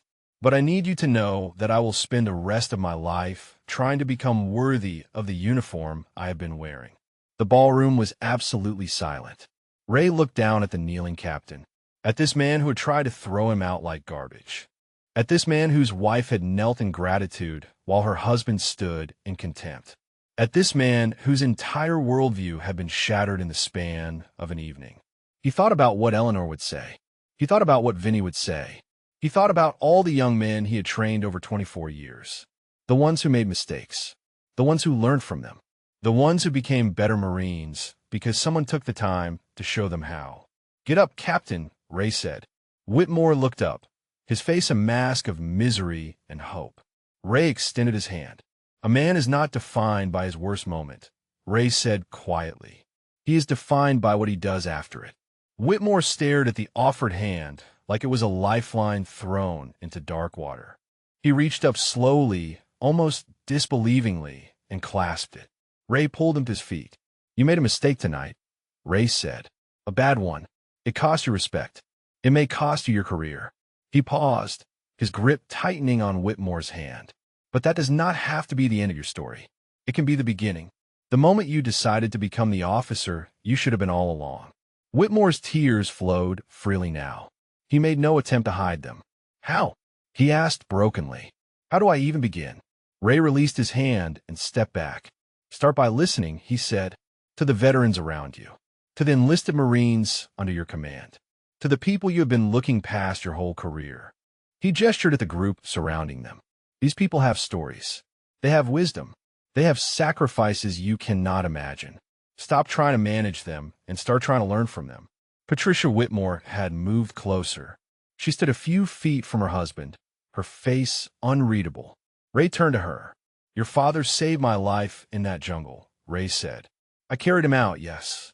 But he kept me focused, kept me moving. When I wanted to give up, he reminded me why we fight. He was a good man. Patricia nodded, fresh tears spilling down her cheeks. He would want me to give your husband another chance. Ray continued. He believed in second chances more than anyone I ever knew. He looked at Whitmore. So that is what I am doing. I am giving you the chance your father-in-law would want me to give. Whitmore's face contorted with emotion. He looked at his wife, at the woman who had knelt before the man he had tried to humiliate, and something passed between them. Pain, recognition, the first fragile shoots of possible reconciliation. Thank you, Whitmore whispered. Thank you, Master Gunnery Sergeant. I will not waste this chance. I swear to you. Ray nodded slowly. Then prove it. Not to me. To them. He gestured at the Marines still watching, at the veterans from Maria's program, at his own children. Prove it to the people who need leaders worthy of their sacrifice. Admiral Garrett stepped forward. His expression was complex, a mixture of approval and caution. Captain Whitmore, he said formally, what you did tonight was unacceptable. There will be consequences. An official reprimand at minimum. Possibly more, depending on what the review board decides. Whitmore straightened, accepting the judgment. Yes, sir. I understand, sir. But the Admiral continued, his voice softening slightly. What you just did, kneeling before a man you wronged and asking for forgiveness without expectation of receiving it, that took courage. A different kind of courage than combat, but courage nonetheless. He paused. It will be noted in my report. Whitmore blinked. Thank you, sir. Do not thank me, Garrett said. Thank him. He pointed at Ray. He is the one who chose mercy when he had every right to choose condemnation. Learn from that. The captain turned back to Ray, saluted crisply, held it. Ray returned the salute automatically. 24 years of muscle memory. Then Whitmore dropped his hand, nodded once to Patricia, and walked toward the ballroom doors. His steps were uncertain. His future was unclear. But he was walking forward, which was more than Ray had managed for 4 years. Patricia watched him go. Then she turned to Ray. Thank you, she said quietly, for giving him a chance, and for what you did for my father. She reached out and squeezed his weathered hand. Daddy talked about you every day. When he was dying, your name was one of the last things he said. He whispered Spectre like it was a prayer. Ray's throat tightened. He did not know how to respond to that. He had carried so much guilt about Panama, about the men who died, about everything that went wrong. He had never allowed himself to think about what went right. He was a good man, Ray finally said. The best pilot I ever worked with. He never complained, never gave up, never made us feel like we were risking our lives for nothing. Patricia smiled through her tears. That was Daddy, stubborn until the very end. She released his hand and stepped back. Take care of yourself, Master Gunnery Sergeant, and let your children take care of you. That is all my father ever wanted for his own kids. She turned and walked toward the doors where her husband had disappeared. At the threshold, she paused and looked back. Happy birthday, she said softly, to the Corps, and to you. Then she was gone. Ray stood in the emptying ballroom, his children pressed close against him, and felt the strange sensation of loose ends being tied. Debts being settled. Accounts being balanced after decades of red ink. It was not complete. He knew that. There were still nightmares waiting. Still grief to process. Still 4 years of damage to repair. But for the first time since Eleanor died, Ray felt like repair was possible. Like the broken pieces of his life might actually fit back together into something recognizable. Dad? Catherine's voice was soft. She was looking up at him with Eleanor's eyes, and the sight of it no longer made him want to run. It made him want to stay. Yes, sweetheart? Are you ready to come home? Ray looked at his daughter, at his son, at the Admiral and the Colonel and Maria and Staff Sergeant Okonkwo, all watching with something that looked like hope. He thought about Eleanor's room, unchanged after all these years, about her books on the nightstand, about her ashes on the mantel, waiting for him to say goodbye properly. He thought about Vinny's voice in the jungle. I promised him I would live. Yeah, Ray said quietly. His voice was steady for the first time all night. I think I am ready. Catherine smiled. That smile that was pure Eleanor. Then let us go, she said. Let us take you home. The drive from the Grand Monarch Hotel to Catherine's apartment took 23 minutes. Ray sat in the back seat of Michael's sedan, watching the city lights blur past the window like streaks of liquid gold. His daughter sat beside him, her hand wrapped around his, her thumb tracing small circles on his weathered skin. No one spoke. The silence was not uncomfortable. It was the silence of people who had too much to say and not enough words to say it. For years of absence, for years of grief, for years of questions that would take months to answer, if they could be answered at all. Ray watched the familiar streets pass by. He had walked these blocks countless times during his years of hiding, had stood in the shadows across from this very neighborhood, watching Catherine's windows glow warm in the evening, torturing himself with glimpses of the life he had abandoned. Now he was driving toward those windows instead of away from them. The apartment building was a modest brick structure in a quiet neighborhood. Michael pulled into the parking garage and killed the engine. For a long moment, all three of them sat in the darkness, listening to the tick of the cooling engine. "Dad," Michael said finally. His voice was careful, measured. "Before we go up, I need you to know something." Ray tensed. Here it came. The anger, the accusations, the reckoning he deserved. "We are not angry at you." Ray blinked.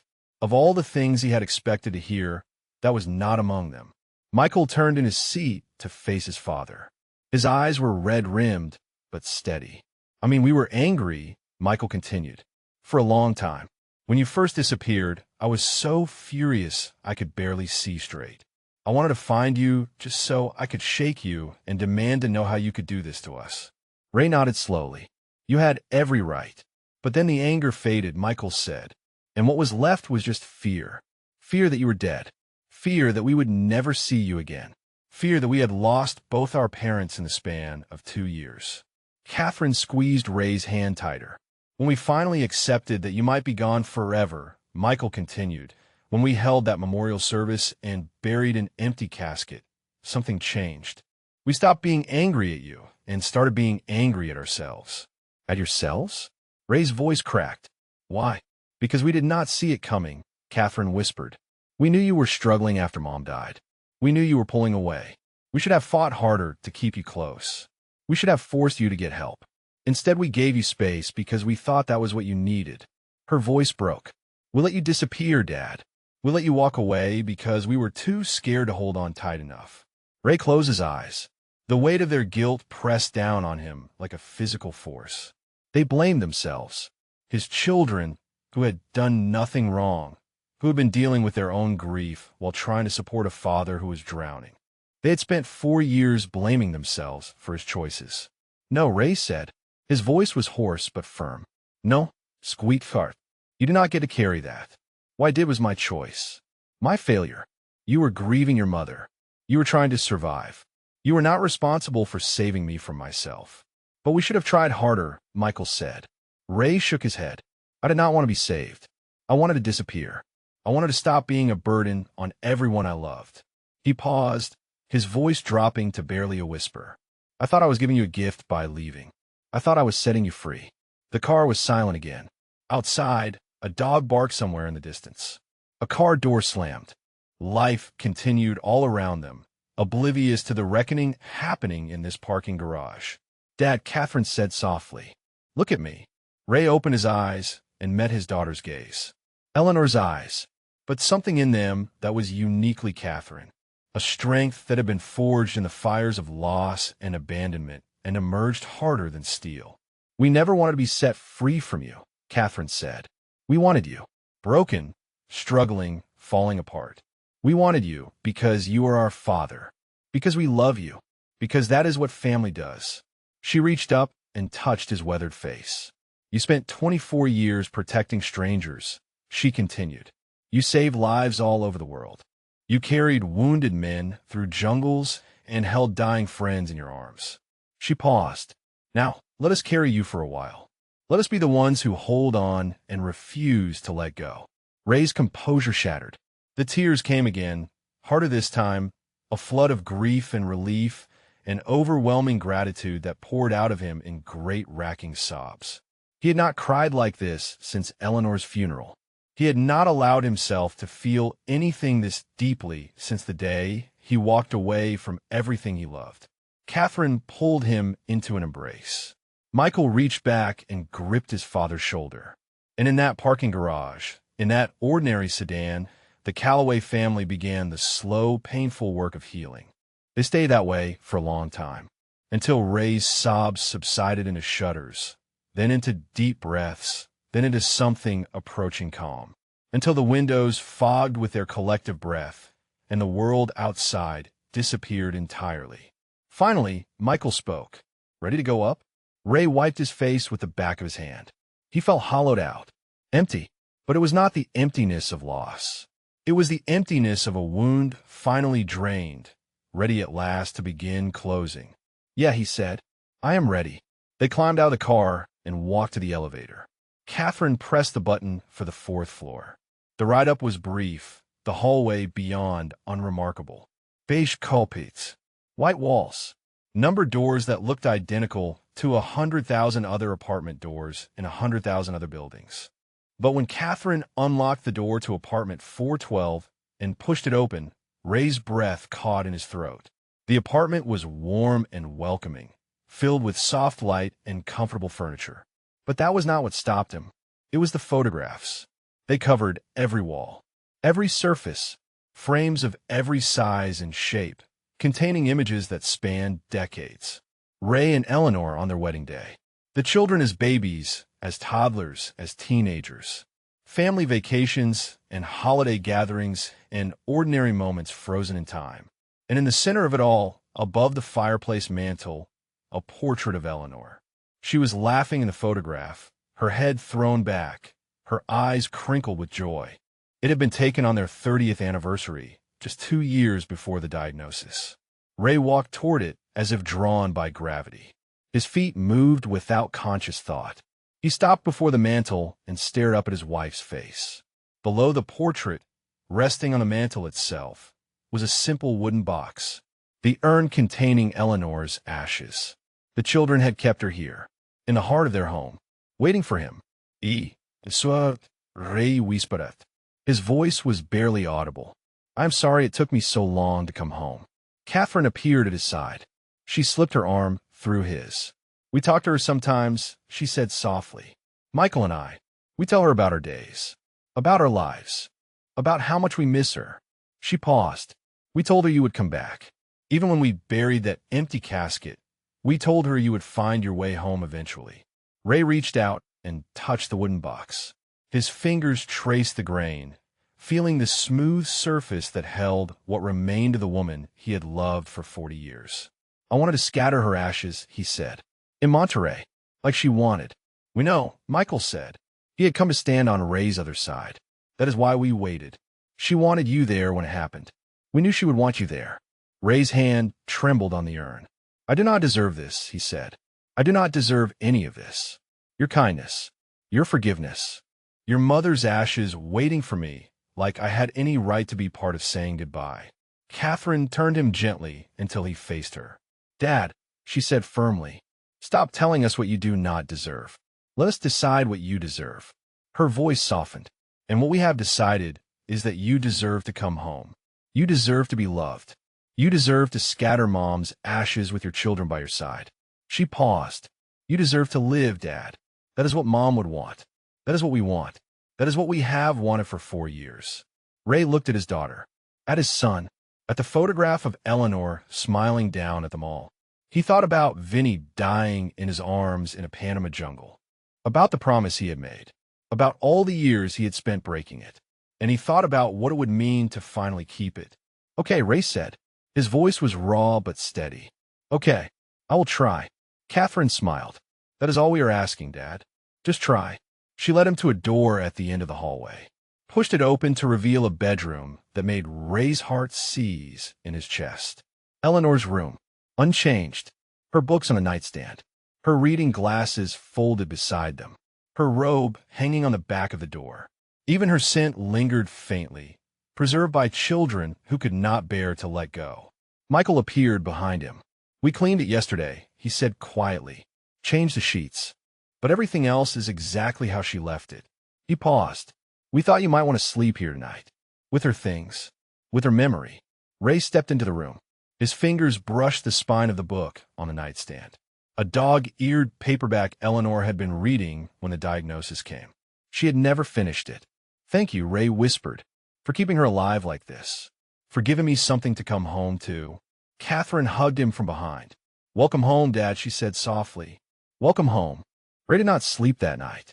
He lay in Eleanor's bed, surrounded by her things, breathing air that still held traces of her perfume, and stared at the ceiling until dawn crept through the curtains. His body ached for rest. For years of sleeping on concrete and park benches had left him with a bone-deep exhaustion that never fully faded. But his mind would not quiet.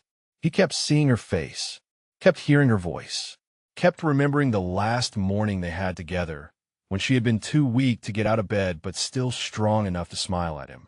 Promise me you will take care of them, she had whispered. Promise me you will not disappear into yourself the way you did after Panama. He had promised.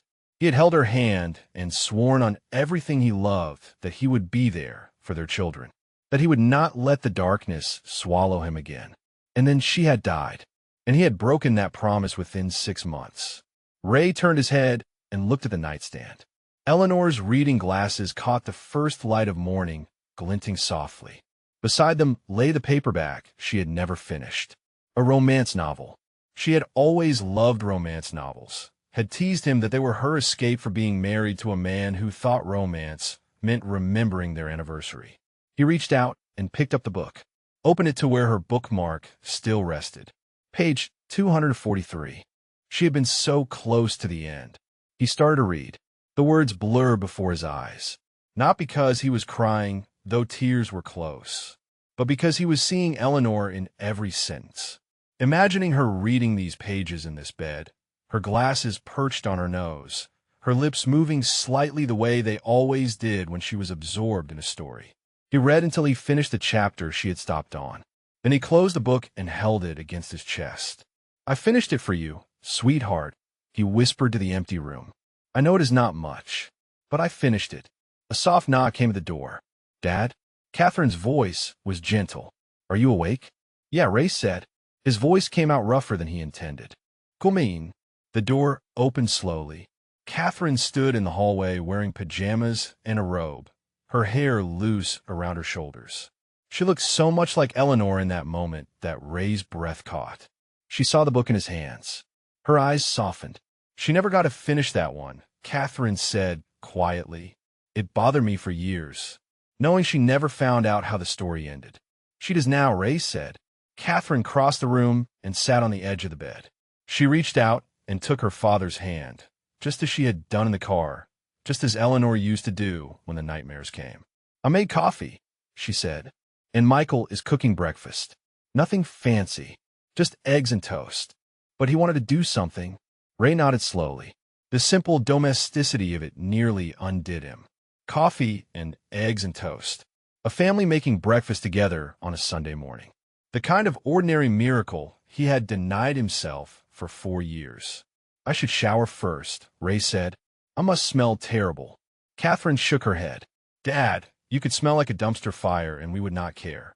But yes, there are fresh towels in the bathroom. And Michael left some of his clothes for you. They might be a little big, but they are clean. She stood and moved toward the door, then paused. Dad? Yeah? I had a dream about Mom last night. Catherine's voice trembled slightly. She was standing in the kitchen, making pancakes. And she looked at me and smiled and said he is coming home. I told her I knew. I told her we were ready. Ray's throat tightened. She said one more thing before I woke up. Catherine continued.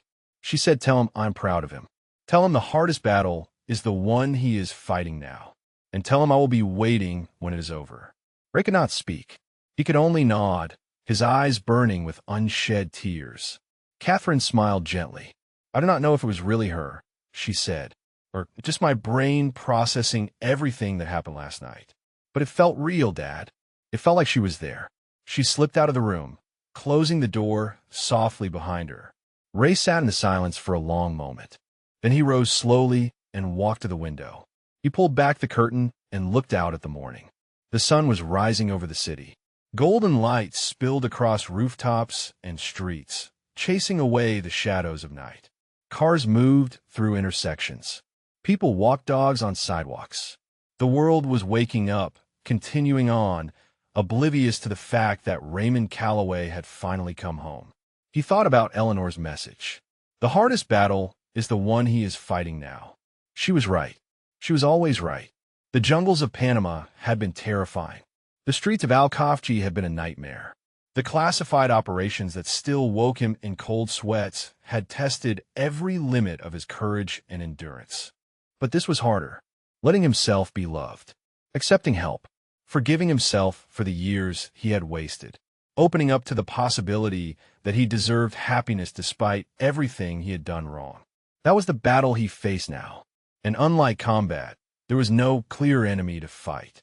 No objective to capture. No extraction point waiting at the end. There was only the slow, painful daily choice to keep living.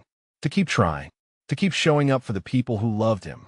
Ray turned from the window and walked to the bathroom. He stripped off the threadbare clothes he had worn for too long and stepped into the shower. The hot water hit him like a benediction. He stood under the stream for a long time, letting it wash away the grime of 4 years on the streets. When he finally emerged, he felt lighter. Not healed, not whole, but lighter. Michael's clothes fit loosely, but they were clean and soft and smelled like laundry detergent instead of garbage and desperation. Ray caught his reflection in the bathroom mirror and barely recognized the man staring back at him. He looked old, weathered, worn down by years of hard living and harder choices. But there was something in his eyes that had not been there yesterday. A spark. A glimmer of something that might, with time and care, grow into hope. He walked out of the bedroom and followed the smell of coffee to the kitchen. Michael stood at the stove, spatula in hand, coaxing eggs onto a plate. Catherine sat at a small table by the window, her hands wrapped around a steaming mug. They both looked up when Ray appeared in the doorway. For a moment, no one spoke. The morning light filled the kitchen with warmth. The smell of breakfast hung in the air. And Raymond Calloway stood in the doorway of his children's home, clean and clothed and present in a way he had not been for 4 years. Michael broke the silence first. "How do you like your eggs, Dad?" The question was so simple, so ordinary, so achingly normal. Ray's eyes filled with tears. "However you made them," he said. His voice cracked slightly. "However you made them is perfect." Michael smiled. That same smile he had inherited from Eleanor. The one that could light up a room. "Scrambled it is," he said. "Sit down. Coffee is on the table." Ray walked to the table and lowered himself into a chair. Catherine pushed a mug toward him. Their fingers brushed, and she squeezed his hand briefly before letting go. Outside the window, the city continued its Sunday morning rhythm. Traffic hummed. Church bells rang in the distance. A child's laughter echoed from a nearby apartment. And inside this small kitchen, a family sat down to breakfast together for the first time in 4 years. Ray wrapped his hands around the warm mug and breathed in the steam. He did not speak. He did not need to. The moment was enough. Michael set a plate of eggs in front of him. Toast on the side. A small glass of orange juice that Catherine had poured without being asked. Ray looked at the food, at his children, at the photographs on the refrigerator door, at the life that had continued without him, and the place that had been kept open for his return. "Thank you," he said quietly. "Not just for breakfast. For everything. For not giving up on me. For keeping her ashes. For leaving the door open even when I did not deserve it." Catherine reached across the table and took his hand again. "You are our father," she said simply. There was never a door to close. Michael sat down across from him, his own plate steaming. "So," he said, "what do you want to do today?" The question caught Ray off guard. He had not thought about today. He had not thought about anything beyond surviving the next hour, the next minute, the next breath. But now his son was asking him what he wanted to do, as if he had the right to want things, as if his desires mattered, as if he was part of a family again. Ray thought about it, really thought. "I want to call Maria Santos," he said slowly. "The woman from last night. She offered to help. I think I am ready to accept." Catherine's eyes brightened. "Dad, that is wonderful." And then Ray continued, his voice growing stronger. "I want to go see your mother. Not to scatter her ashes. Not yet, but just to visit. To tell her I am home. To tell her I am going to try. Michael nodded, his expression solemn and proud. We can do that, he said. We can do all of that. Ray picked up his fork. His hand trembled slightly, but he did not try to hide it. Then let us start, he said. Let us start today. And he took the first bite of the first meal he had shared with his family in 4 years. It tasted like hope. The cemetery was quiet in the late morning light. Ray walked between the rows of headstones with Catherine on one side and Michael on the other. The November air was crisp and clean, carrying the faint scent of fallen leaves and fresh cut grass. Somewhere in the distance, a groundskeeper's mower hummed its steady rhythm. They had called Maria Santos before leaving the apartment. She had answered on the second ring, as if she had been waiting. Her voice had been warm and unsurprised when Ray identified himself. I knew you would call, she had said. I could see it in your eyes last night. You were ready. You just needed permission to admit it. The first group meeting was Tuesday evening, 7 o'clock. Ray had written the address on a piece of paper and tucked it into the pocket of Michael's borrowed shirt. A lifeline he could reach for when the darkness crept back in. But first there was this. Eleanor's grave sat beneath a sprawling oak tree at the top of a gentle hill. Ray had chosen the spot himself, 6 years ago, in the numb days after her death when decisions had to be made and he could barely remember how to breathe. He had wanted her to have shade in the summer, a view of the sky, a place where the wind could reach her. He had not visited since the funeral. The headstone was simple gray granite, polished smooth. Eleanor Marie Calloway, beloved wife, mother, and friend. The dates of her birth and death. And beneath them, a line Ray had chosen from her favorite poem, "She walks in beauty like the night." Beside her stone stood another, smaller, newer. The marker Catherine and Michael had placed for the father they believed was dead. Raymond Joseph Calloway. Force Recon. Semper Fidelis. The dates were wrong, of course. The death date was an estimate based on when they had finally given up hope. Ray stared at his own grave marker, at the life his children had mourned, at the empty space in the earth where they had buried their grief when they could not bury his body. We can have it removed, Michael said quietly. Now that you are back.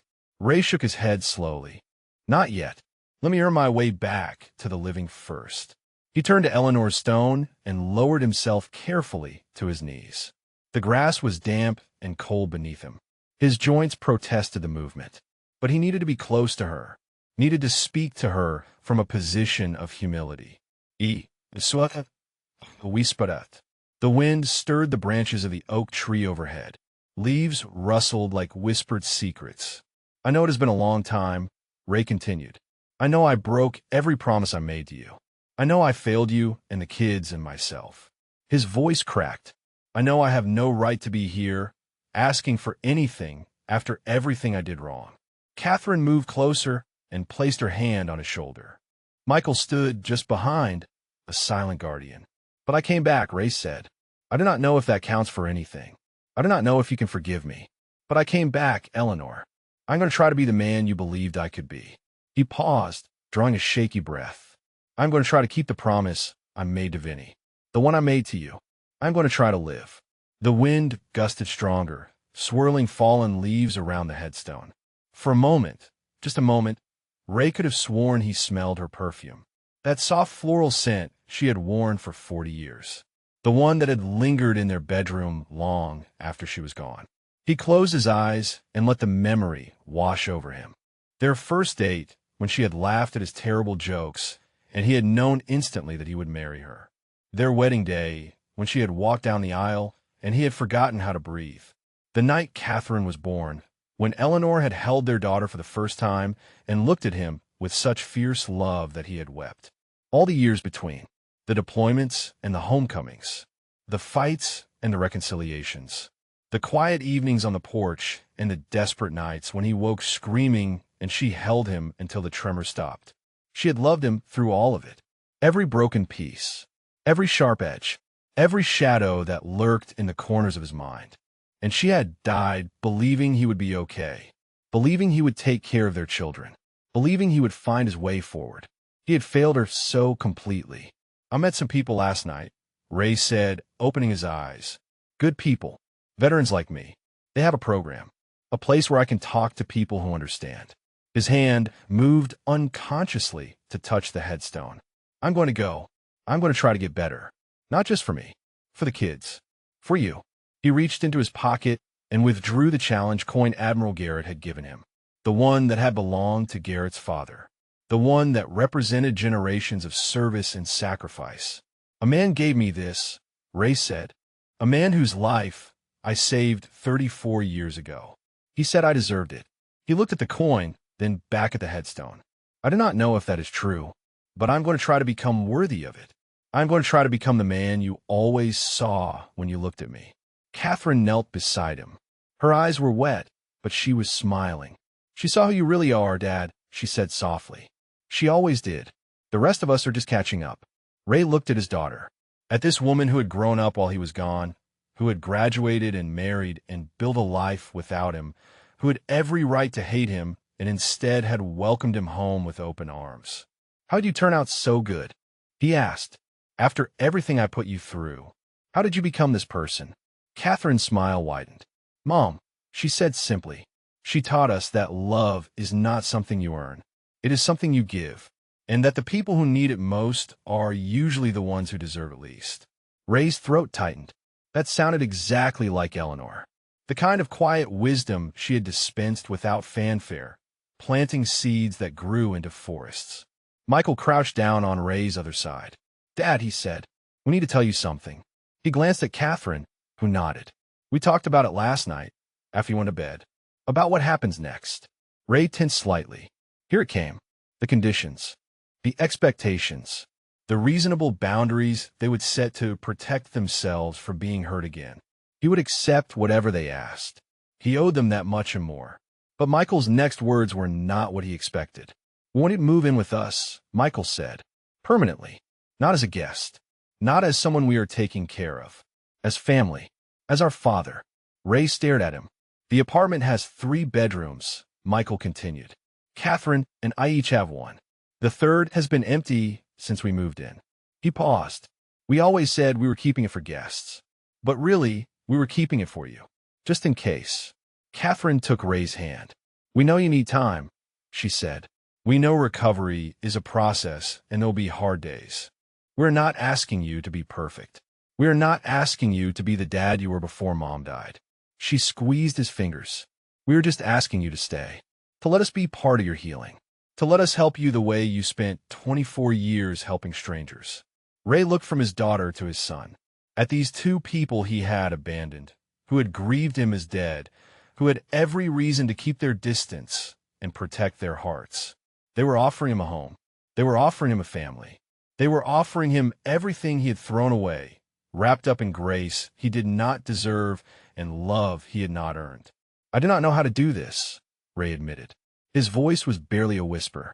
I do not know how to be a father again, how to be part of family, how to let people take care of me without feeling like a burden. Michael smiled, his father's smile, the one Ray had not seen in his own reflection for years. That is okay, Daddy said. We do not know how to do this either, but we will figure out together. That is what families do.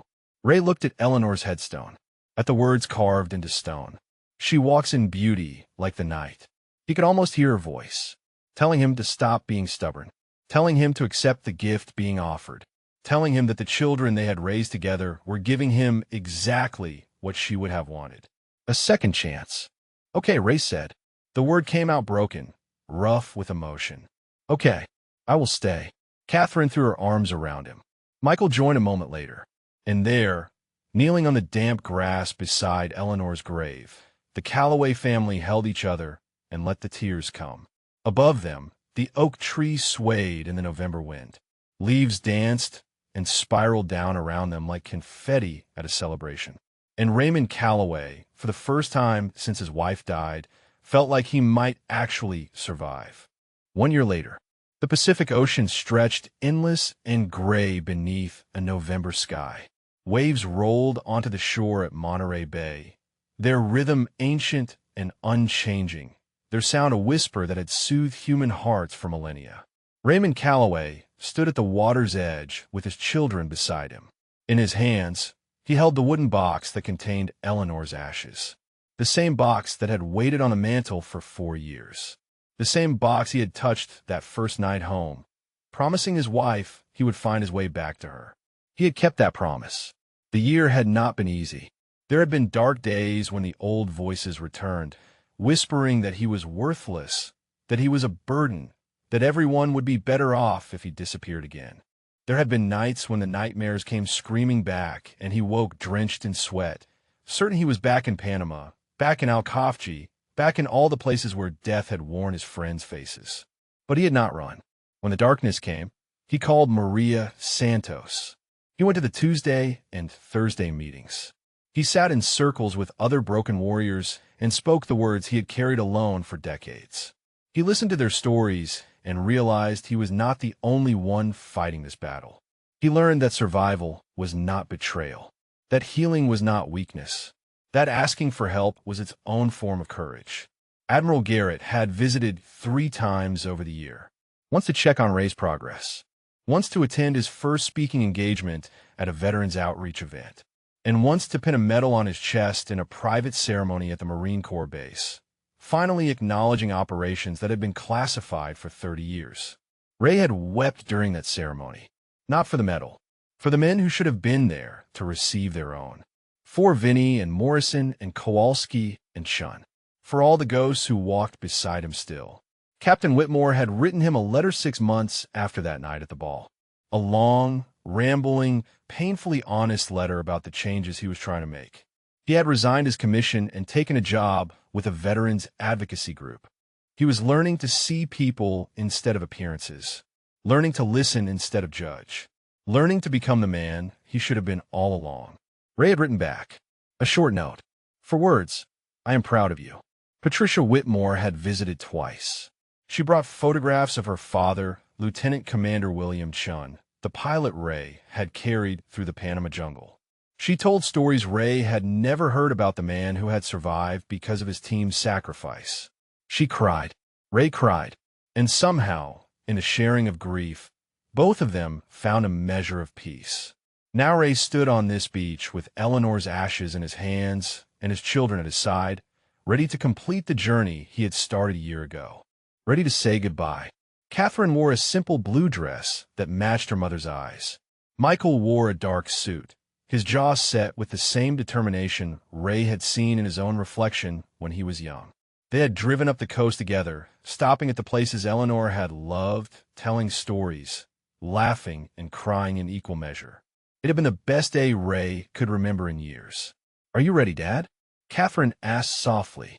Ray looked at the box in his hands, at the ocean stretching before him, at the sky that was beginning to clear, patches of blue breaking through the gray. He thought about Eleanor, about the life they had built together, about the love that had survived deployments and trauma and all the darkness that came with serving in the shadows, about the children they had raised, who had grown into people strong enough to save their father when he could not save himself. He thought about Vinny, about the promise he had made in a jungle 35 years ago. I promised him I would live. He was living now, really living, not just surviving, not just existing, but building something, contributing something, becoming someone worthy of the sacrifices that had been made on his behalf. Yeah, Ray said. His voice was steady. I am ready. He opened the box slowly. Inside, the ashes were fine and gray, lighter than he had expected. This was all that remained of the woman he had loved for 40 years. This dust, this memory, this echo of a life that had changed everything. Ray waded into the surf. The water was cold, biting at his ankles, then his knees. He did not stop until he was waist deep, the waves rolling against him, the box clutched his chest. He looked back at his children standing on the shore. They nodded. Catherine was crying. Michael had his arm around her, holding her steady. Ray turned back to the ocean. I know I already said goodbye at the cemetery, but this is different. This is what you wanted. He lifted the box slightly.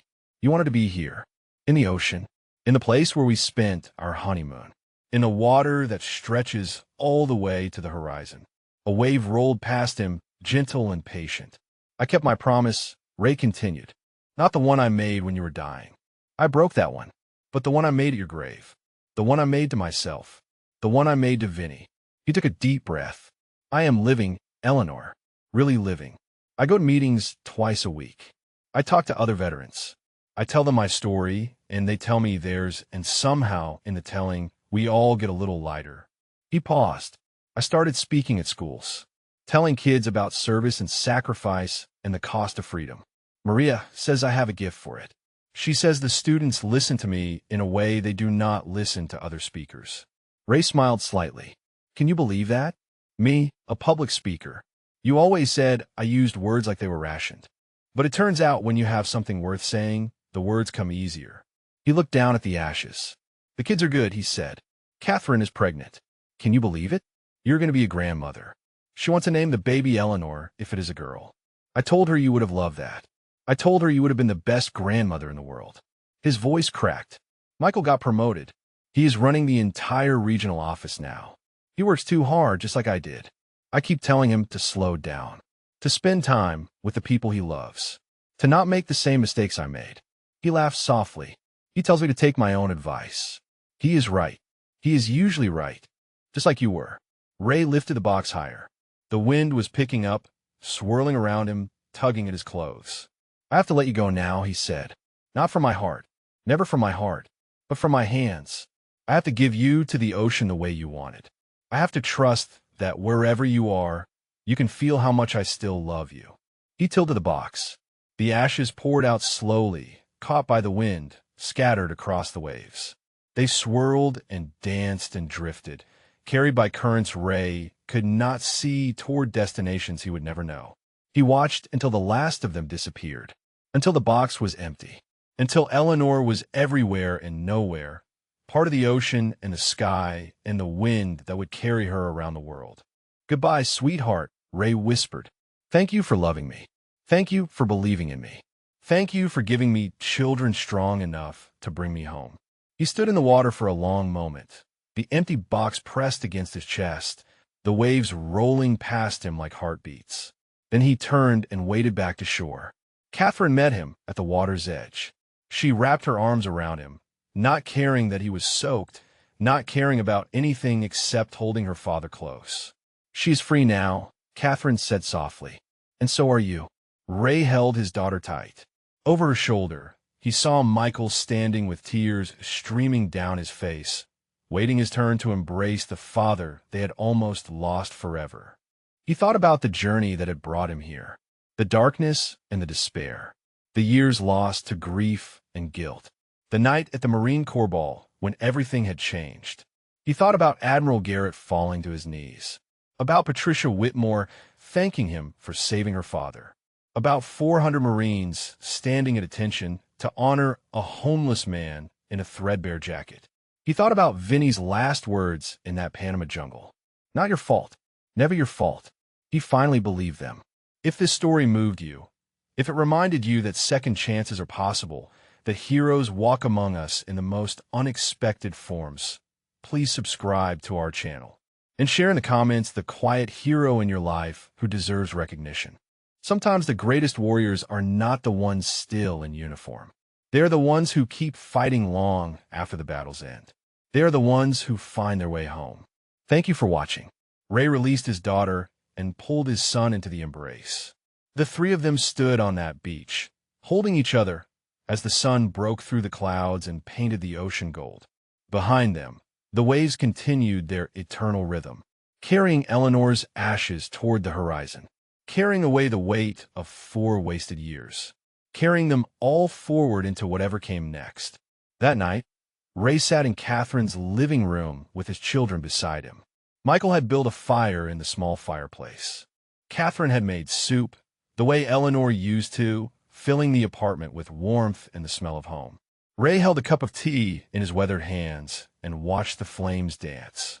He thought about all the fires he had seen in his life, burning cities and burning villages, funeral pyres and signal fires. The fire in Eleanor's eyes when she looked at him on their wedding day. This fire was different. This fire was peace. Dad? Michael asked. What are you thinking about? Ray smiled. A real smile. The kind that reached his eyes. I'm thinking about how lucky I am, he said, to have a second chance, to have children who never gave up on me, to have brothers and sisters in arms who reminded me who I used to be. He looked at Catherine, then at Michael. I am thinking about your mother, he continued, about how proud she would be of both of you, about how much she would have loved being here for all of this. He set down his tea and reached into his pocket. His fingers closed around the challenge coin Admiral Garrett had given him, the one that had belonged to Garrett's father, the one that represented everything Ray was still trying to become. He held it up so the firelight caught its surface. Someone gave me this, Ray said. He told me to give it to someone who deserved it more than he did. He looked at his children. I'm not going to do that. Not yet. But someday, when I have earned it, I will pass it on. To someone who needs to remember that they matter, that their service matters, that no matter how far they fall, they can always find their way back. Catherine reached out and touched the coin gently. You have already earned it, Dad, she said. You earned it the moment you decided to keep living. Ray closed his fingers around the coin. He was not sure he believed her. Not completely. Not yet. But he was starting to. And for now, that was enough. Outside, the November wind whispered through the streets. Somewhere across the city, other veterans were fighting their own battles. Other families were grieving losses. Other heroes were hiding in plain sight, waiting to be seen. But in this apartment, in this moment, Raymond Calloway was home. Still here, Vinny, he whispered to the fire. Still here, Eleanor. Still trying. And finally, after everything, no longer trying alone.